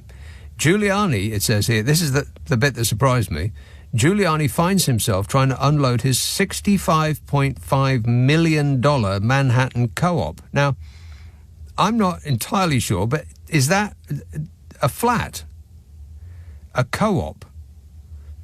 I don't think he owns a corner shop. And I think a co-op is a building that has their own residents association and so on. You get interviewed before you're allowed to move in, and if you're Madonna, they say no, because they would expect that you'll be, up all night having a party. She actually did get refused at least one building that she wanted to move into. Rudy Giuliani owns a $65.5 million flat. Can that be true? So apart from that, he's trying to unload that, says the Mail. He's being sued by his former lawyer. That's not good. That's not good, is it? Being sued by your lawyer. He's being pressed for payments by his ex-wife. He's defending himself against conspiracy charges and defending himself against a suit by a former employee who claims he pressured her into having sex. Wow. He shouldn't be the lawyer of the President of the United States of America. He should be the president. A president? Can you believe it? No, I cannot believe it. Rudy Giuliani, I cannot believe I'm about to say this, but Rudy Giuliani could be more presidential than Donald Trump. I can be more presidential than anybody. Well, I got that wrong. But anyway, it couldn't have happened to a nicer guy. 0345 6060 973. Huddersfield. Hello, David. Hello there, Nick. Now then, I've been cogitating on our Prime Minister, the risky WhatsApp. I am so sorry to hear that. It's not comfortable, you know yourself. This is to do with the fact of his phone. Now, question, is that phone his? Is it his work phone? Therefore, is it ours? And the data that's on it, is that his? Or because it's decision-making at a governmental level, is it ours? If it's ours, if it's ours, there's a data protection issue with the fact that he's lost it, misplaced it. So it could be malfeasance in public office. Well, if it's our data. Yeah, it is our data. Of course it's our data. If he's doing government business on a phone of any kind, then we should know all about it. Records should be kept and maintained in perpetuity. In perpetuity, or even at our disposal when we want to see it. Because I don't know where this place is, perpetuity. I've never been. No, me either. But he might end up there. It sounds fabulous. So I'm just thinking, there's more to this than meets the eye, but most people don't seem to be picking up on it. Well, what people aren't picking up on is, as far as I'm aware, he threatened to sue to prevent his WhatsApp messages being released, while presumably convinced that those WhatsApp messages did still exist. And now he's saying that they don't. So which is it? Well, don't forget he's got memory issues. Well, that is what true. You think. Yeah. You're thinking who has, aren't you? I think there's somebody who has so many lapses in his memory should perhaps see a medical professional and stop driving or heavy machinery, as in this country. Indeed, or misdirecting it, because he's going to drive it into a ditch, isn't he, if he's not careful? Going to? David, to continue. We're in the ditch and we're looking at the stars. And we're not even getting a white Christmas to look forward to, Nick. I'm afraid not, no. It's going to be mild and wet. But to be fair, I do blame you for that, because you do the weather report. That is true, yeah. It is all my fault, and I apologise. I am very sorry that I screwed up. Totally screwed up. I mean, I am so sorry. You just don't know how sorry I am. I'm sorry. He's sorry. All right, thanks a lot, David. No snow. Oh, no. Oh, no. David texts, Mrs. May attends Prime Minister's questions because she enjoys the way that the three who have followed her as a PM actually make her look good. Absolutely. That's actually true. Yes, the world seemed, even though the Tangerine Scream was the Prime Minister of the United States of America, while Theresa May was on the throne in this country, so to speak, it did seem like the world was a more sane place, at least here. I mean, every morning I used to get up and look at Twitter just to think, oh, God, what's he said now? And I was usually disappointed or appalled or frightened, which is not a good way to start the day before you've had your happy morning sit-down. But, with Theresa May in charge, she did seem like... I mean, I didn't agree with any of her policies, but she seemed like a decent enough sort of person, didn't she? I mean, compared to what we've had to suffer since. She seemed like a serious person, apart from anything else. Whereas, you know who... Yeah. Wait. And this one... I'm genuinely unclear. And this bloke... This government... This government... No, not serious people at all. I cannot believe I'm about to say this, but let's try giving Theresa May another go. What do you say? Hands in the air, who's with me? Wow, no one. Okay. No one at all. Never mind.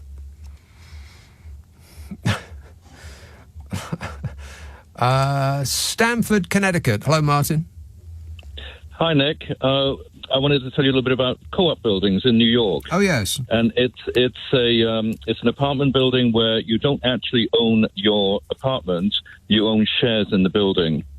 And it was a very troubled concept when I first came to the States in the late 80s, early 90s. And there's absolutely no way that he could have a co-op that's selling for 65 million, maybe 6 million, but definitely not 60 million.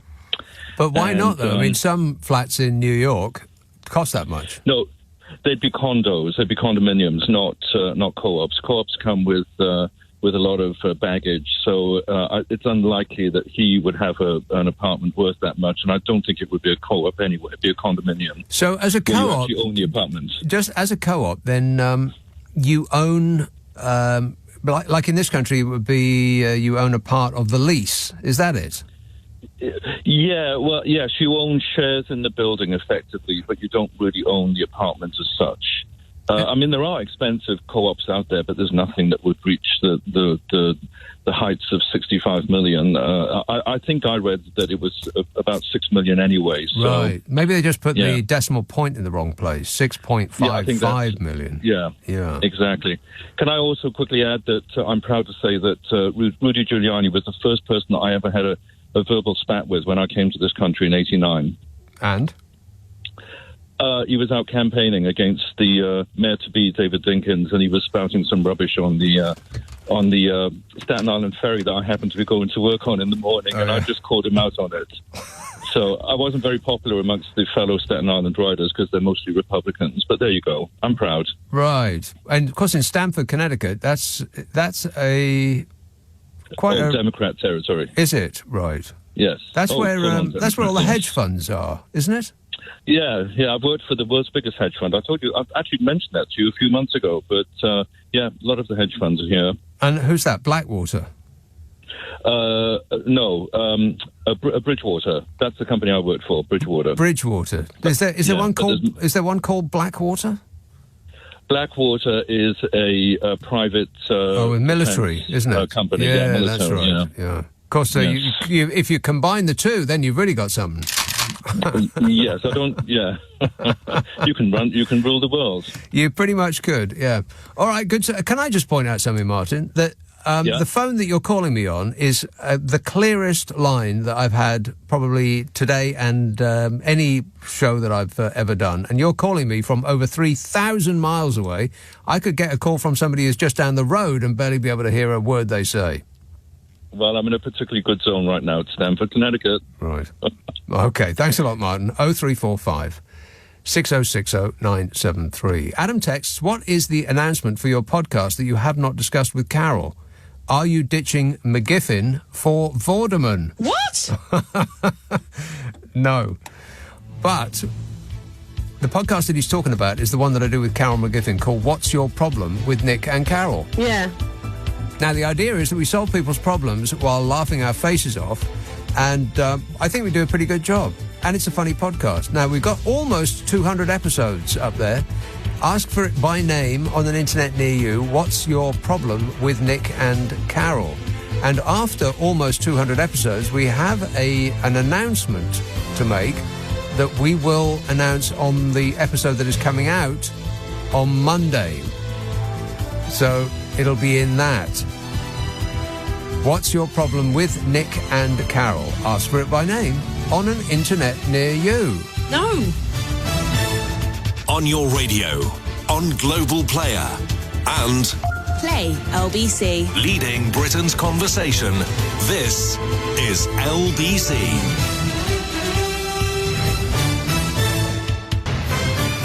This is LBC from Global.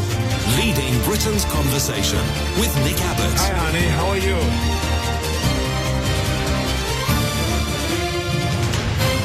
Now, wait a minute. I don't like that kind of talk. Now, just stop it. It upsets me. Stan texts, at least the government is saving money by employing grant shaps. We're getting 4 people for the price of 1. That does make him very, very good value for money. 4 people for the price of 1. You just never know with grant shaps who it is that you are talking to. His preferred pronoun is they. 0345 6060 973. Malta, Jeffrey. Hi. Yes, Jeffrey. Good evening. How are you? Great. Thanks for asking. I I was just thinking. I was listening to the radio. I'm sitting here on my own in Malta. I'm from England, but I'm here at the moment. And you were going on about how it's the old people that are the ones that are most concerned about immigration. Correct. And I have a view on that because I'm old. I'm 71, and maybe I can explain that. Okay. The first point would be that old people remember what it was like in the UK before mass immigration, i.e. culturally, and the way that you could have a doctor come to your house the same day and there wasn't the pressure on the services.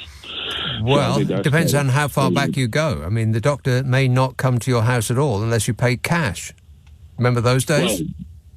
Well, I remember when I was young, the doctor came, from the NHS, and you didn't have to pay anything because they were available, and there wasn't the mass immigration, and there wasn't the overburden on the services, and we could access our public services without the pressure that we have today. Yes, but it's not immigration that caused that pressure. It's people having sex with each other. Disgusting. Imagine that.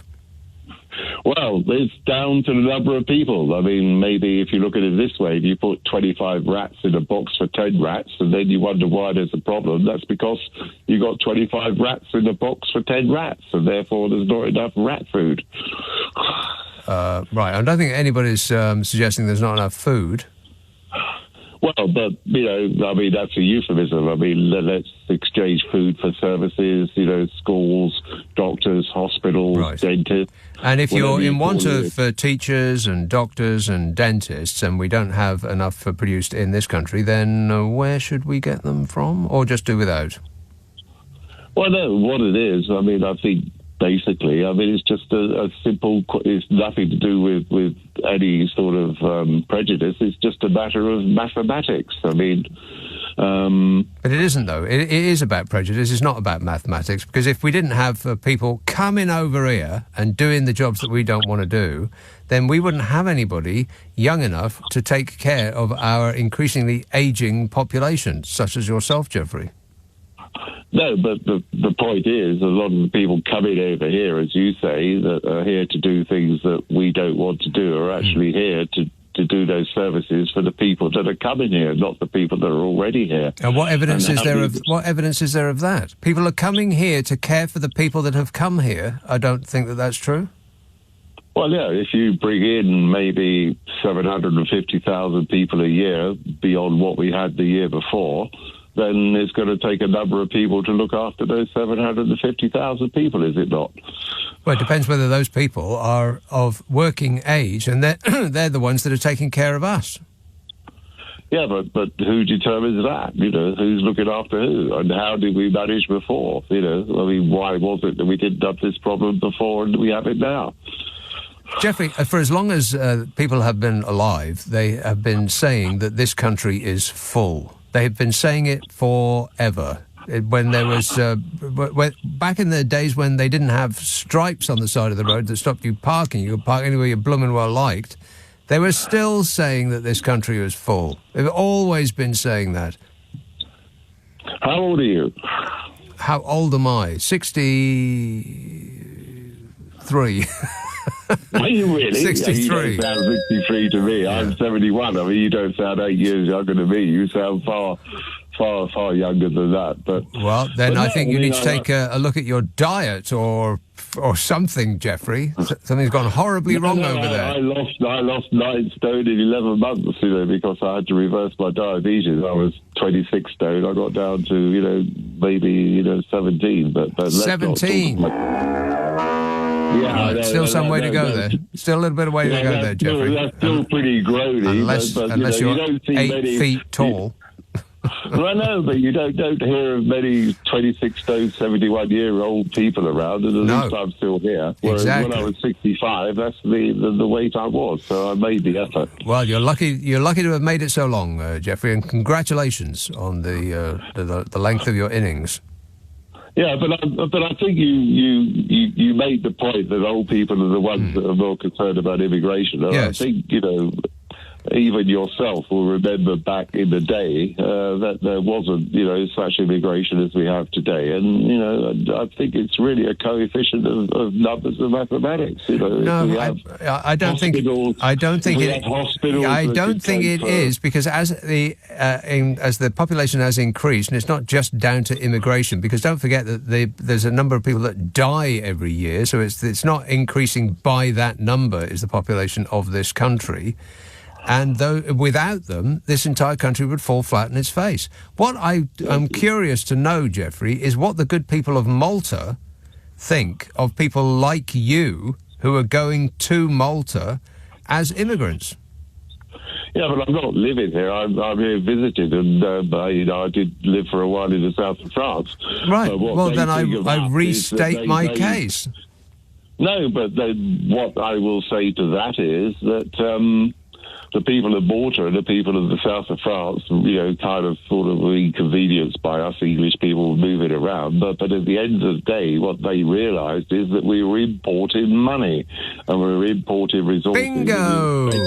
Yes, you've just made the argument that I was going to, but now I don't have to. They're importing money. You are aware that immigrants do actually contribute more to the economy than your average Brit does. So if you really want to improve the nature of this country and our economic well-being, then export recalcitrant Brits to Malta, perhaps, would be a good idea. And keep those more economically active and economically hungry people to do the jobs that we can't do, and the nation would suffer if they don't get done. But anyway, Jeffrey, good to talk. Thanks for that. 0345 6060 973. Phil says, concerning Fishy Sunak, I think you've got some good opportunities from his statement of the COVID inquiry this week. The amount of times he said recollection, and that's not what I recollect, will make some good sound effects to add your collection, maybe, says Phil. Giving me homework, if you can believe that. But, sir, it's the weekend. Johnny says, I was struggling to sleep, but I feel I can rest easy now, having heard that Piers Morgan is stopping the destruction of the monarchy. Yeah. I don't know, it just seems a bit weird how men of a certain type can be so obsessed with Meghan out of Hazard and Sparkles. What is that about? Not that I want to, throw that out as a topic and so on. It just blows my mind how certain individuals can be so obsessed with somebody who's famous. I think the royal family have done a pretty good job of blackening their name in our eyes themselves. They don't need no help from anybody on the outside. Let's have Bodmin, Malcolm. Hello, Nick. How are you? Great, mate. No, I think it's the colour of the skin. End of chat. It's the what? Sorry, say it again. It's the colour of her skin that old men of a certain persuasion don't like. Well, I'm not sure that that's true, because I don't get that. I saw her on that TV show. I watched that TV show, Suits. I did not realise that she was supposed to be a black actress or a character until they introduced the character of her father on that show, and he was black. And I thought, oh, really? So I don't think that people get that same, that same sort of racist feeling from looking at her, because she doesn't tick any of those boxes for people.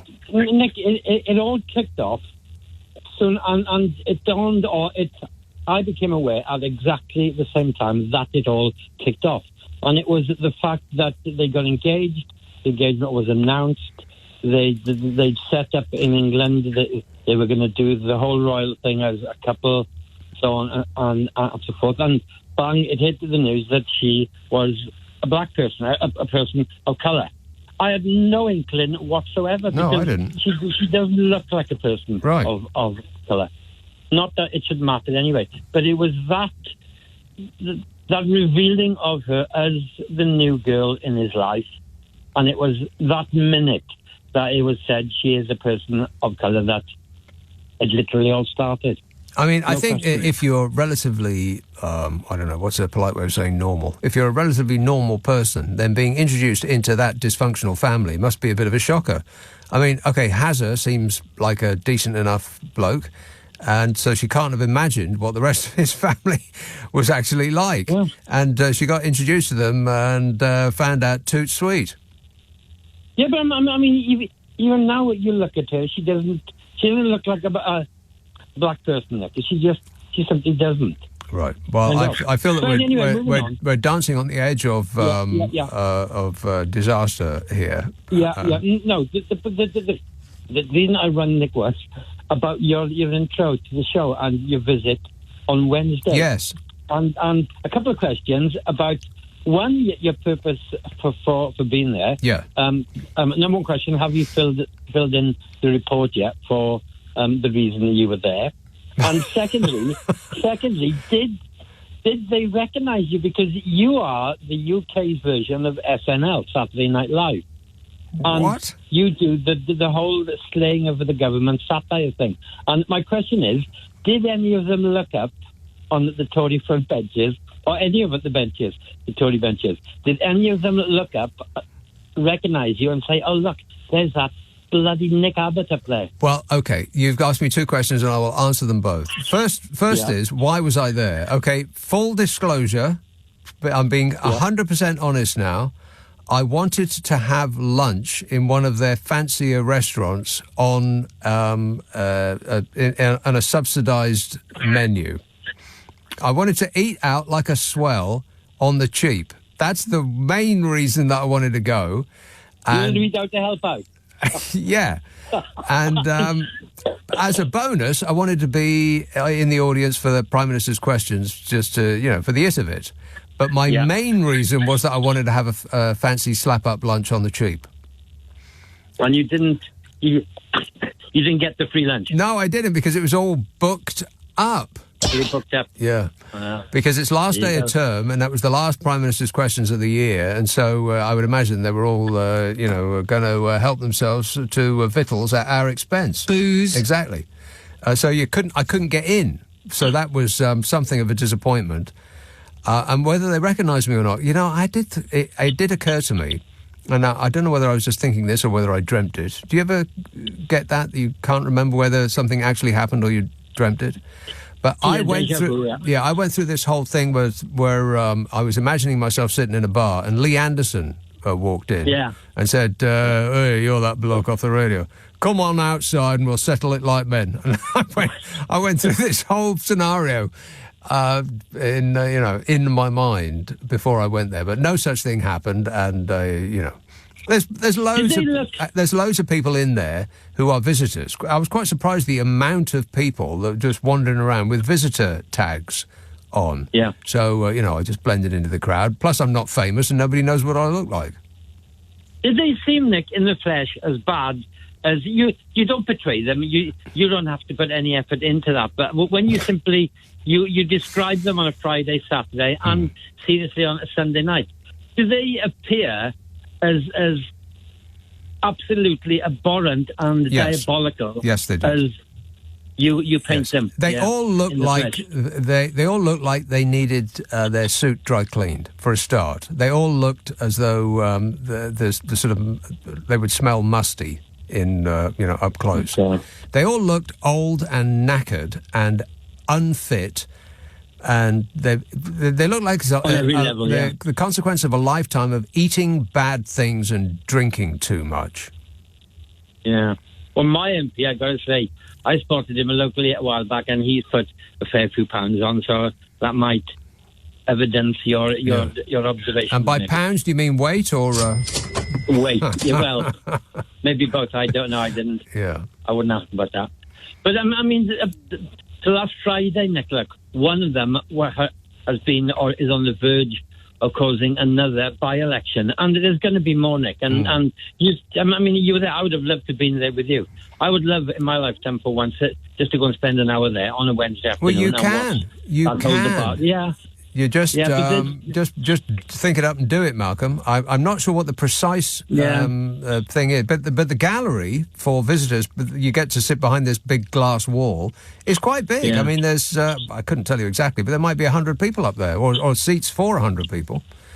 Yeah, So, but for someone living in the sticks, Nick, in a constituency like Cornwall, right. Cornwall, quite. It's bit of a trip. It's more than a half an hour in London, isn't it? Yeah. But I envy you. I have to say, must be with him. Just the place and what it is. It is the seat of our parliament, isn't it? So yeah, brilliant. It's. I tell you, the one thing that I came away with that I didn't know, and that central lobby is where you see a lot of interviews on TV. Yeah. And people are wandering around in the background and so on. You're very familiar with the room. But what I wasn't familiar with is what you see when you look up, which I'd never seen on camera before. It's got the most amazing roof, that room. It's all gilded, and it really is a beautiful thing to look at. But that's the most impressive thing that I saw in there, an ancient roof. I think after the election, Nick, there's hopefully anyway that some of the air of competence and what's the other good word? Confidence, maybe, in that house, in that room, will return, hopefully, yeah. Well, I think Steer Karma. Steer Karma is actually he's wearing the jacket now. He looks like the part. All right, thanks a lot, Malcolm. 0345 6060 973. Yeah, I wanted. I only really wanted to go for lunch. And I couldn't get lunch because all of the fancier restaurants were booked up. But you know me, I never complain. Whinging and whining and moaning. Weekday conversation. Nick Abbot. Alexa, send a comment to LBC. Yeah! Dude! Tina says, in defence of King Charles, perhaps the egg thing, toothpaste gate, may have happened when he was younger, but now he's got straight-talking Camilla as a wife. I really don't think she would put up with such nonsense, king or not, says Tina. My knowledge of the royal family is being coloured now by The Crown, which I'm on series 4. Don't tell me what happens. And, it's just about got to the part where I can remember from my own experience stuff that's happened. It's quite exciting. I mean, it's such a good series. I mean, it's so good. Everything about it is brilliant, apart from the people that are being portrayed, who seem almost all abysmal. They just seem like terrible people. Certain individuals who were, quite high up. Not Her Majesty herself. They haven't got to the part where she wafts around on a pink perfumed pastel cloud of loveliness. Not yet. I mean, presumably that will come. She's a bit sort of awkward and grumpy at the point that I'm at. But boy, it does not paint most of the rest of them in a very good light. They're just dreadful people. Now, whether that's true or not is, I guess it's neither here nor there, because having seen it, that becomes my reality. It just affirms the opinion that I had about most of them.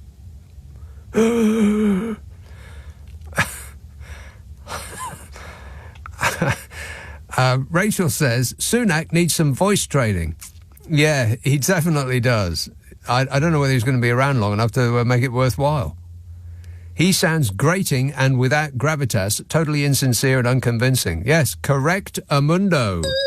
Mr. Speaker. Without gravitas and just tetchy and irritable. This nasty little skeletal rodent-like creature snapping away. Other than that, he's a lovely person, I'm sure. Looks great in a cashmere hoodie, which he would pay for by waving his credit card in the air, using it like a magic wand.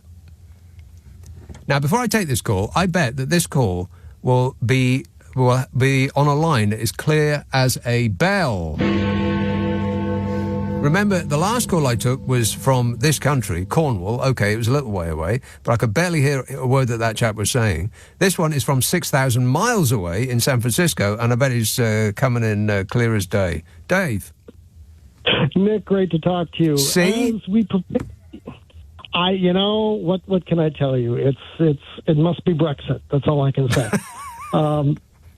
As we prepare to get on a plane to return to the UK tomorrow, I just want to make sure that they're going to let me in. No, don't do it. Warning.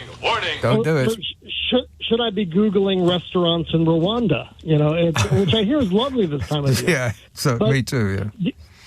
To your point about the demographic that's concerned about immigration, I've had, on the tube or on the train or in line at supermarkets in the UK, I've heard people of, shall we say, a certain age demographic complaining about immigration, and then I say, well, I'm an immigrant.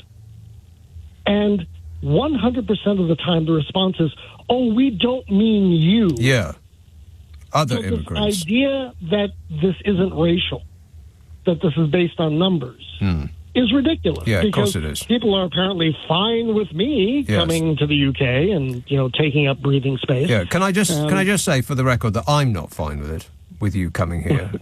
Well, you've never been fine with it, but we are still promoting What's Your Problem with Nick and Carol. My staff listen to it every Monday morning in our huddle. Well, you're in for a big surprise this coming Monday, I'll tell you. Well, we're hoping that your announcement is that you're going to simulcast on YouTube now, so we can actually watch you. Well, I can't say what my announcement will be until my announcement is pending. So. Awesome. Look forward to it. Thanks for taking my call. Hey, no worries. I'm just looking at the weather in San Francisco, and you're going to need more clothes, I'm afraid, because you're coming from somewhere where it's cold, 66 degrees, and you're going to arrive in somewhere where it's 46 degrees. So keep that in mind. I look forward to it. All right. I bet you don't. Thanks a lot, Dave. 0345 6060 973. It's like winter over here. Keep that in mind. Sam says, when you say Starmer looks prime ministerial, do you mean that he looks ready to impose yet more austerity? He'll fit right in. Yeah, sadly he will. But don't get disheartened, because I'll do the parallel lines thing again. If the parties are the same, which some people seem to believe, that what's the point in voting Labour because they're just the same as the Tories, if that were true, they'd be parallel lines, and they would not diverge ever. But if they just diverge by a tiny bit, if Labour are just a bit to the left, then over a long period of time, those lines will be wide apart. If the Tories are on the right in this scenario. Because if the Tories are on the left and the Labour Party goes to the left, then they'll cross eventually, and we don't want that. So just think of them as diverging. And over a small period of time, you might not notice, but over a long period of time, they'll be miles apart. So, don't be disheartened. 0345 6060 973. I was going to take a call, but there's not quite enough time. I'll take you after the news. Steve says, have they ever had a Miss Speaker in the House? Now, do you mean Miss Speaker or Madam Speaker? I think he means Miss Speaker, as in... Liar! Yeah, loads of them, all the time. But you're not allowed to say that. That you can lie, but you can't call someone a liar. Very, very silly. The silliest thing that I saw, as I mentioned at the beginning, was the parade that the Speaker has. And he goes through the, one of the rooms there, down the corridor into a round room, and then swivels to the right and carries on at a slow pace. Just get in there and start the business of the day. Everything's got to be a blooming parade.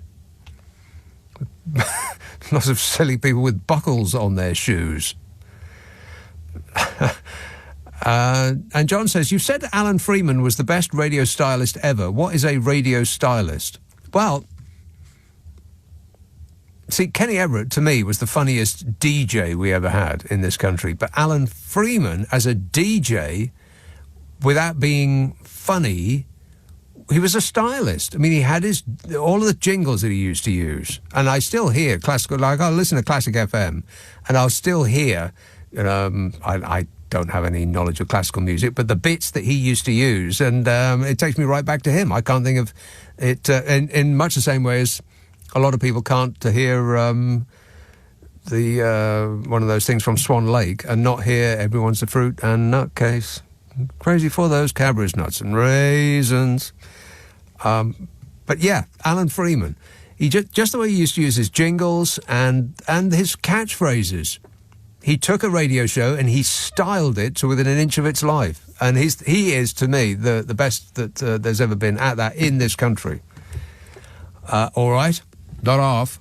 0345 6060 973. Text 84850. Email nick@lbc.co.uk. If you're on Twitter, it's @LBC. Friday, Saturday, Sunday night at 10. Nick Abbott, LBC. It's 12:30. The news headlines with Daryl Jackson. This is LBC with Nick Abbott. Excuse me? 0345. I don't know. Does that one work? That's a new one from me. Excuse me? Does that work? I think it needs to be a bit louder, doesn't it? I'll work on it. Leave it with me. Now, this next text, you need to know some information beforehand, because this story passed me by. I cannot believe I didn't hear about this. Story says, supermarket chain Tesco has recalled a stuffing mix due to the possible presence of moths. As a result, customers that previously purchased a pack of Tesco's finest apple and cranberry stuffing mix have been instructed to return the product to any Tesco store for a full refund, regardless of whether they kept the receipt. The stuffing mix is sold in a 130-gram pack and has a best-before date of September next year. What? Wow. September next year. So that's that story. And about that, Stu texts, I'm very keen to try this new moth-flavoured stuffing from Tesco. I'm not too worried about the side effects, as I spend most Christmases banging my head against windows and spinning around light bulbs anyway. And if I end up eating my Christmas jumper, then I won't have to wear it next year. A listener with material. Oh, no. I'll let that one go. Excellent work, Stu. Just don't do it again. New Malden, Ahmed. Oh, hello, Nick. I'm going to talk about today's Royal Court's decision about a Mirror group of newspapers. Mm-hmm. But first, if I may allowed to say that you deserve at least nothing less than a knighthood, the way you described the lot you had a slap-up meal with. Yeah, I didn't have a slap-up meal. That's the whole point. I couldn't get into any of those restaurants. They were fully booked. Well, I'm surprised. You said you bumped into Lee Anderson. No, I didn't. You weren't listening to anything I said. In my imagination, I ran through the prospect of bumping into him. I thought perhaps he would have suggested 20p meal to you, or something like that. No, 30p. No, okay. Well, 30p. Was it 30p? Yes. Yeah. Yeah. So, it's Piers Morgan's statement after the court judgment, which is, I think, is right. I mean, the thing is, some people, obviously, he's not a favorite with some people, but majority of the people would like to say what he has said or what he has been saying about Harry all this time. I don't think that's true. Well, the thing is, Harry has made a hash of a job, dragging his family into, what shall I say? I don't want to be rude. But? Well, so, I mean, you think that the problem is Harry's fault, that he's dragged his family away from the warm, loving embrace of the Windsors to go hobnob with the stars in California. The thing is, he has problems. Obviously, he can't. Whether it's emotional or mental or whatever. Obviously, this woman came along and just took him away from it all. No. Now we're back to this evil, wicked witch of the West came and stole our fluffy bunny. That's just complete nonsense. No. I'm not saying she's at fault. He's at fault. The thing is, he should have known better. Better than what? To stay doing something that you don't want to do, to lead a life that has been written for you by other people. What kind of a person would want to do that? Well, that's the deal. Yeah, but it's not the deal if you don't take the deal. Well, then you just take a hike into California. It's exactly what he did, and people have been complaining about it ever since. No, but I want to come back to Piers Morgan. What he has said, he has never been asked to appear as a witness by either party and so on. And he has, very clearly he has said that, he was not aware of how the information. Right. Well, you was can either obtained. believe that, or you can believe what other people are saying. And if he didn't have, if he's complaining about not having his day in court, then maybe that opportunity will shortly be available to him. Well, maybe in future. But the thing is, law can be an ass at times. It has to be said. Yes. Even the government doesn't believe the court, the court decisions on Hotel Rwanda and so on. Whether we believe them or not is one thing, but do they respect them? No. They don't. We know that they don't respect the law, correct? Well, I have to say again that Piers Morgan, he's not so... He's quite a articulate guy. He knows what he's saying, how far he can go. And, well, it's like Jeremy Clark. What he said about Meghan. Well, it's in our jest. It's in jest. Well, here's the other thing about Hazza and Sparkles, is that the press seem furious at them for not just standing there and taking it. Well, to hell with that. I mean, which of us would just stand there and just take offence day after day after day after day without reacting in some way? I mean, if I were him, I would have hightailed it out of here straight away. I wouldn't have had anything to do with this place. I mean, he's just got to stand there and have his wife traduced. That sounds like a harumphing old word, doesn't it? Traduced. Yeah, and have your own family briefing their mates in the press against you, and oh God, just get out of that. It's like viper pit that surrounds the Windsors in this country. What with certain individuals in that family who are beyond the pale, and the press who definitely are. And it just comes down to he refused to lead his life in the way that others had already written the script for him. I didn't quite put that right, but you know what I mean. Well, who would? You'd have to be pretty empty inside just to grin and go along with it, regardless of how you felt about it. And for why? Just to carry on this silly, sparkly hat nonsense? I mean, okay, people liked the Queen. They revered her. They looked up to her. She was magisterial. Charlie?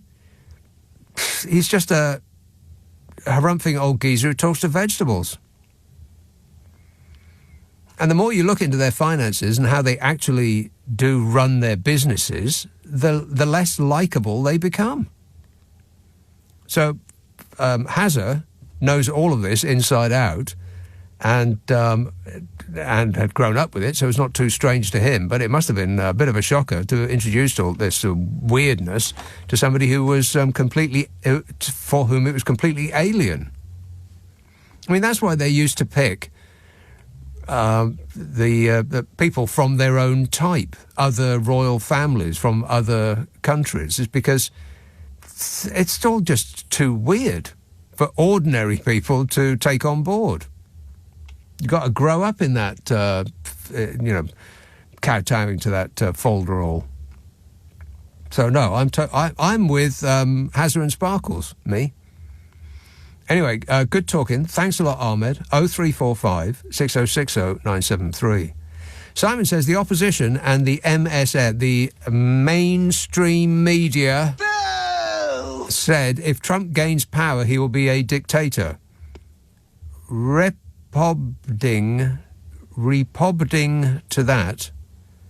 What does that mean? Repobding to that. Replying, maybe? The media are... Imagine typing replying and you're being auto-corrected to repodbing. Computers are stupid. Affirmative. Repobding to that, the media asked Trump, will you be a dictator? And he laughed and said, only on day one. Yeah. And if you believe that he would only be a dictator on one day, I have a genuine made-in-China Rolex watch I'd like to sell you. Anyway, there's more. Simon says, Biden is much more dangerous than Trump, but I would vote RFK if I had the choice. He wants to close all 900 USA war bases and stop the never-ending wars. Yeah, okay, sure he does. I'll sum up Simon's opinion. It's one of those. Jeff says, regarding stopping the boats, my belief is that Tichy knows this won't take off and they're going to make it an election issue, just like getting Brexit done in 2019. Blame the courts and the opposition. Yeah, well, I've said that over and over again, that this is not a problem that they want to solve. This is like a scab that they just want to pick at. Oh, well, we would have been able to take these awful foreigners away and clean up this country if only it wasn't for lefty judges and lefty lawyers and the wokerati and Gary Bloomin' Lineker. They don't want to solve the problem. They need it to remain a problem. Maidstone, hello, Rob. Hi, Nick. So here we are, end of the year. The season of goodwill to all men. Yes. As long as you're not disabled. Right. So Tichy Sunak did it again. So when he was Chancellor, he didn't give the £20 COVID uplift to people on disability benefits. Under his watch, the waiting list for disability assessment is up to 460,000. Then out comes his work and pensions minister and say all the disabled people should start working from home. Then he stopped us getting a warm homes discount if our homes were too young or too big. And then this week decided that disability people shouldn't even have a minister to raise their concerns in cabinet. That's right. And I just go, what the hell happened to the compassionate conservative? I think they replaced compassionate with another much shorter word that begins with C. They were never compassionate conservatives. That was just a nonsense. That was just a line that they used to take the mind off how awful they were being to us. But Well, I think the message is that from the government is that people in wheelchairs should learn to stand on their own 2 feet. Well, that's exactly what they want them to do. I mean, I've been on disability benefits for a while now, and they want me to work from home, which I'm going, I would like to try, but all those programs you said were in place, I can't get on because I'm too well qualified. I have an 8-year-old computer, which, as you can imagine, you actually have to wind up with a crank.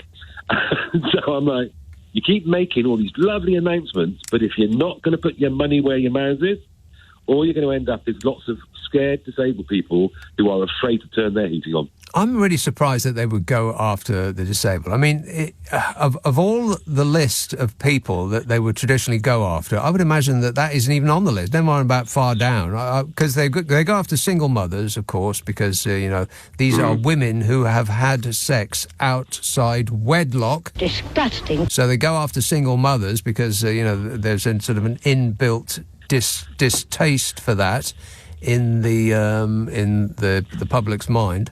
And, of course, they go after foreigners, but, that goes without saying. And then they go after the gays and any a small identifiable minority. But I wouldn't have thought that the disabled would be on their list. But, you live and learn. But you know what, Nick? You know who else that disabled gets on the list for? Just about every fascist dictator we've had since the beginning of the last century. Well, Mussolini didn't like them, Franco didn't like them, Hitler didn't like them, and Stalin didn't like them. Because they puncture the balloon of the sense of being a superior race.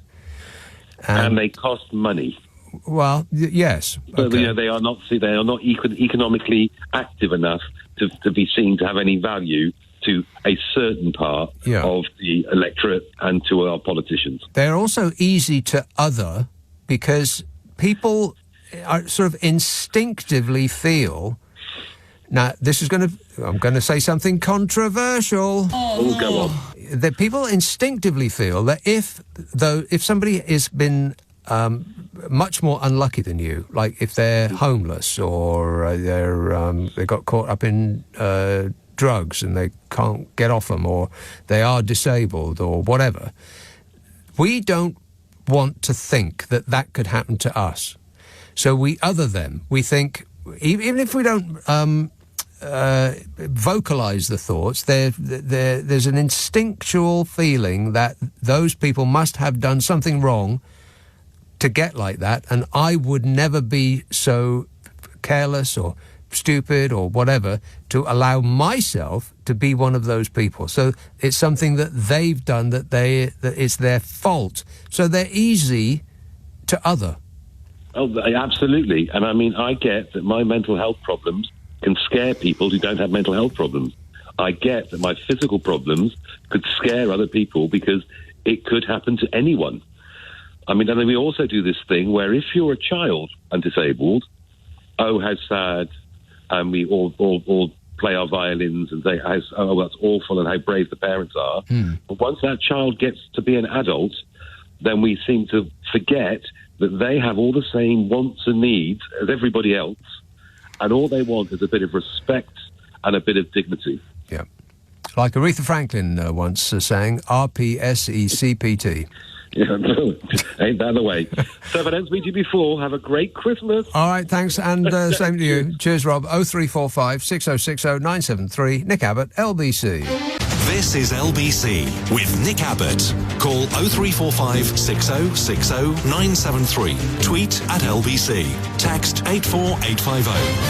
Come on, we're running late. 0345 6060 973. Andy says, I wondered if you mind doing me a favour. Like your last few contributors, I live my week waiting for Friday at 10 o'clock. Sadly, tonight I had some pressing priorities. Thankfully, not the same as Rishi. It means that I missed the first hour of the show. Would you mind starting again so I can ensure that I have not missed anything? Well, let me think about that for a moment. No.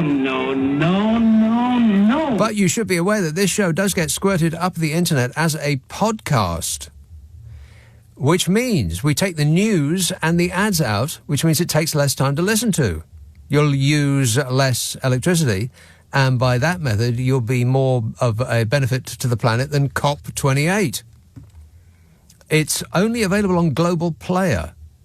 Now, if you haven't got Global Player, you should definitely get it, because I'm trying to get it such that the A to Z shows, which start on Christmas Eve, get put up the internet as a podcast, which means that they'll always be there. And, like I said, we take the news and the ads out, so it takes less time to listen to. But you'll need Global Player in order to get it. Now, Global Player is free. You can get it from globalplayer.com or your favourite app store. It's got all of the stations that we do, just a never-ending list of podcasts. But the podcast of the Friday and Saturday night shows and all of the A to Zs coming up at Christmas, they will be on Global Player. So if you haven't got it, get it. And as soon as this show is over, there or thereabouts, you'll be able to hear the first hour on that very podcast. If you've got one of them stupid smart speakers, then here's the magic phrase. Play Nick Abbott, the whole show podcast.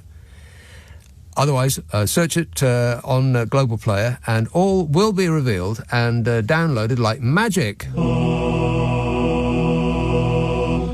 Tooting. Hello, Jan. Hi, good evening, Nick. Hi.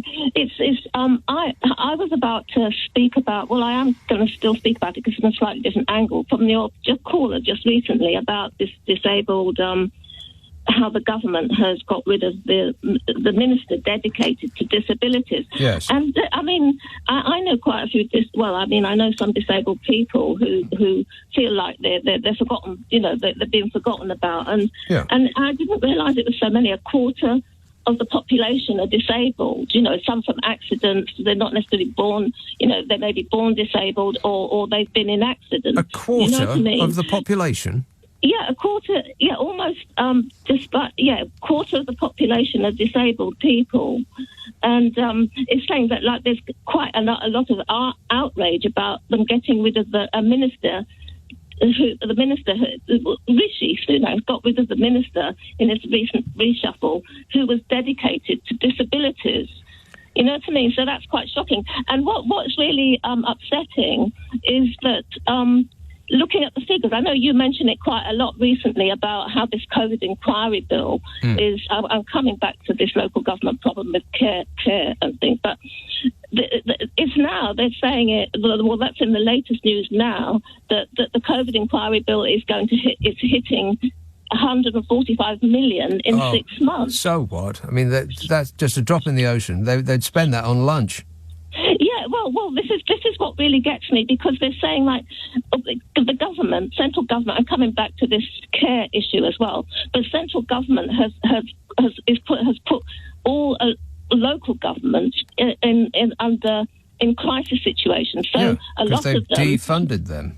Yeah. So they're saying, like, the local government association is saying that there'll be a shortfall of $4 billion over the next 2 years, with a lot of the local government council going bankrupt. So the latest one, I've been looking at the figures, like Shropshire Council is having to cut 20 million, just 20 million, while so much money is being thrown around elsewhere. 20 million to fund their social care, and they're in a real struggle. They don't want to go bankrupt. You know, they're going to have to find money. Yes, I have detailed files, and I'm running out of time on this show to actually share them with you, but I wanted to talk about Hazza and Sparkles more. I haven't really... people have called me about it, but I have stuff to say. Also, this disabled thing, I've got stuff to say about that, and the council's going bust. But sadly, we're coming to the end of this super show, so we ain't got time for that now. Yeah. But I just looked up the figures, and the prevalence of disability rises with age, as you would expect. Around 11% of children in the UK are disabled, compared to 23% of working-age adults and 45% of adults over state pension age. And those are the people that vote Conservative. So they're picking on the wrong people, even by their own standards. Jan? Yes, yeah. You went into standby mode for a moment there, and I had to kickstart you.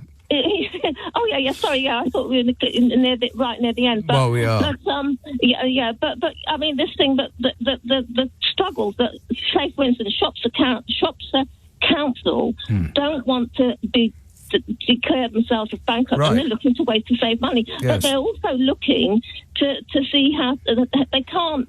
How to deal with this £20 million? Right, I know where they're going to magic that up, which is why councils have got involved in all these crackpot schemes to try and raise some money, because the central government has singularly failed to provide the amount of money that is necessary to provide the kind of services that the people require or expect. It's called defunding. So they did the same thing with the NHS. They take the money out of an organisation and then blame that organisation for not being able to cope. And they do the same trick over and over and over again. And we just sort of, I don't know, we just sit here and take it. They wouldn't do that in France. Now, like I said before, if you missed any part of this Super Show, it is available on the internet almost straight after it is finished. It's called Nick Abbot The Whole Show Podcast. We do the Friday and Saturday night shows, and starting on Christmas, well, I guess starting on Friday next, in the run-up to Christmas, then those shows as well.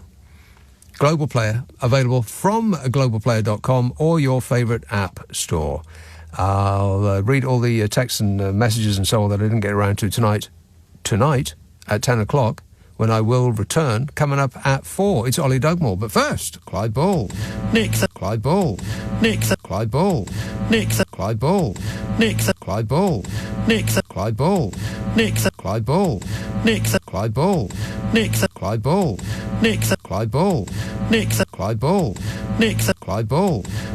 Clyde Ball. Clyde Ball. Clyde Ball.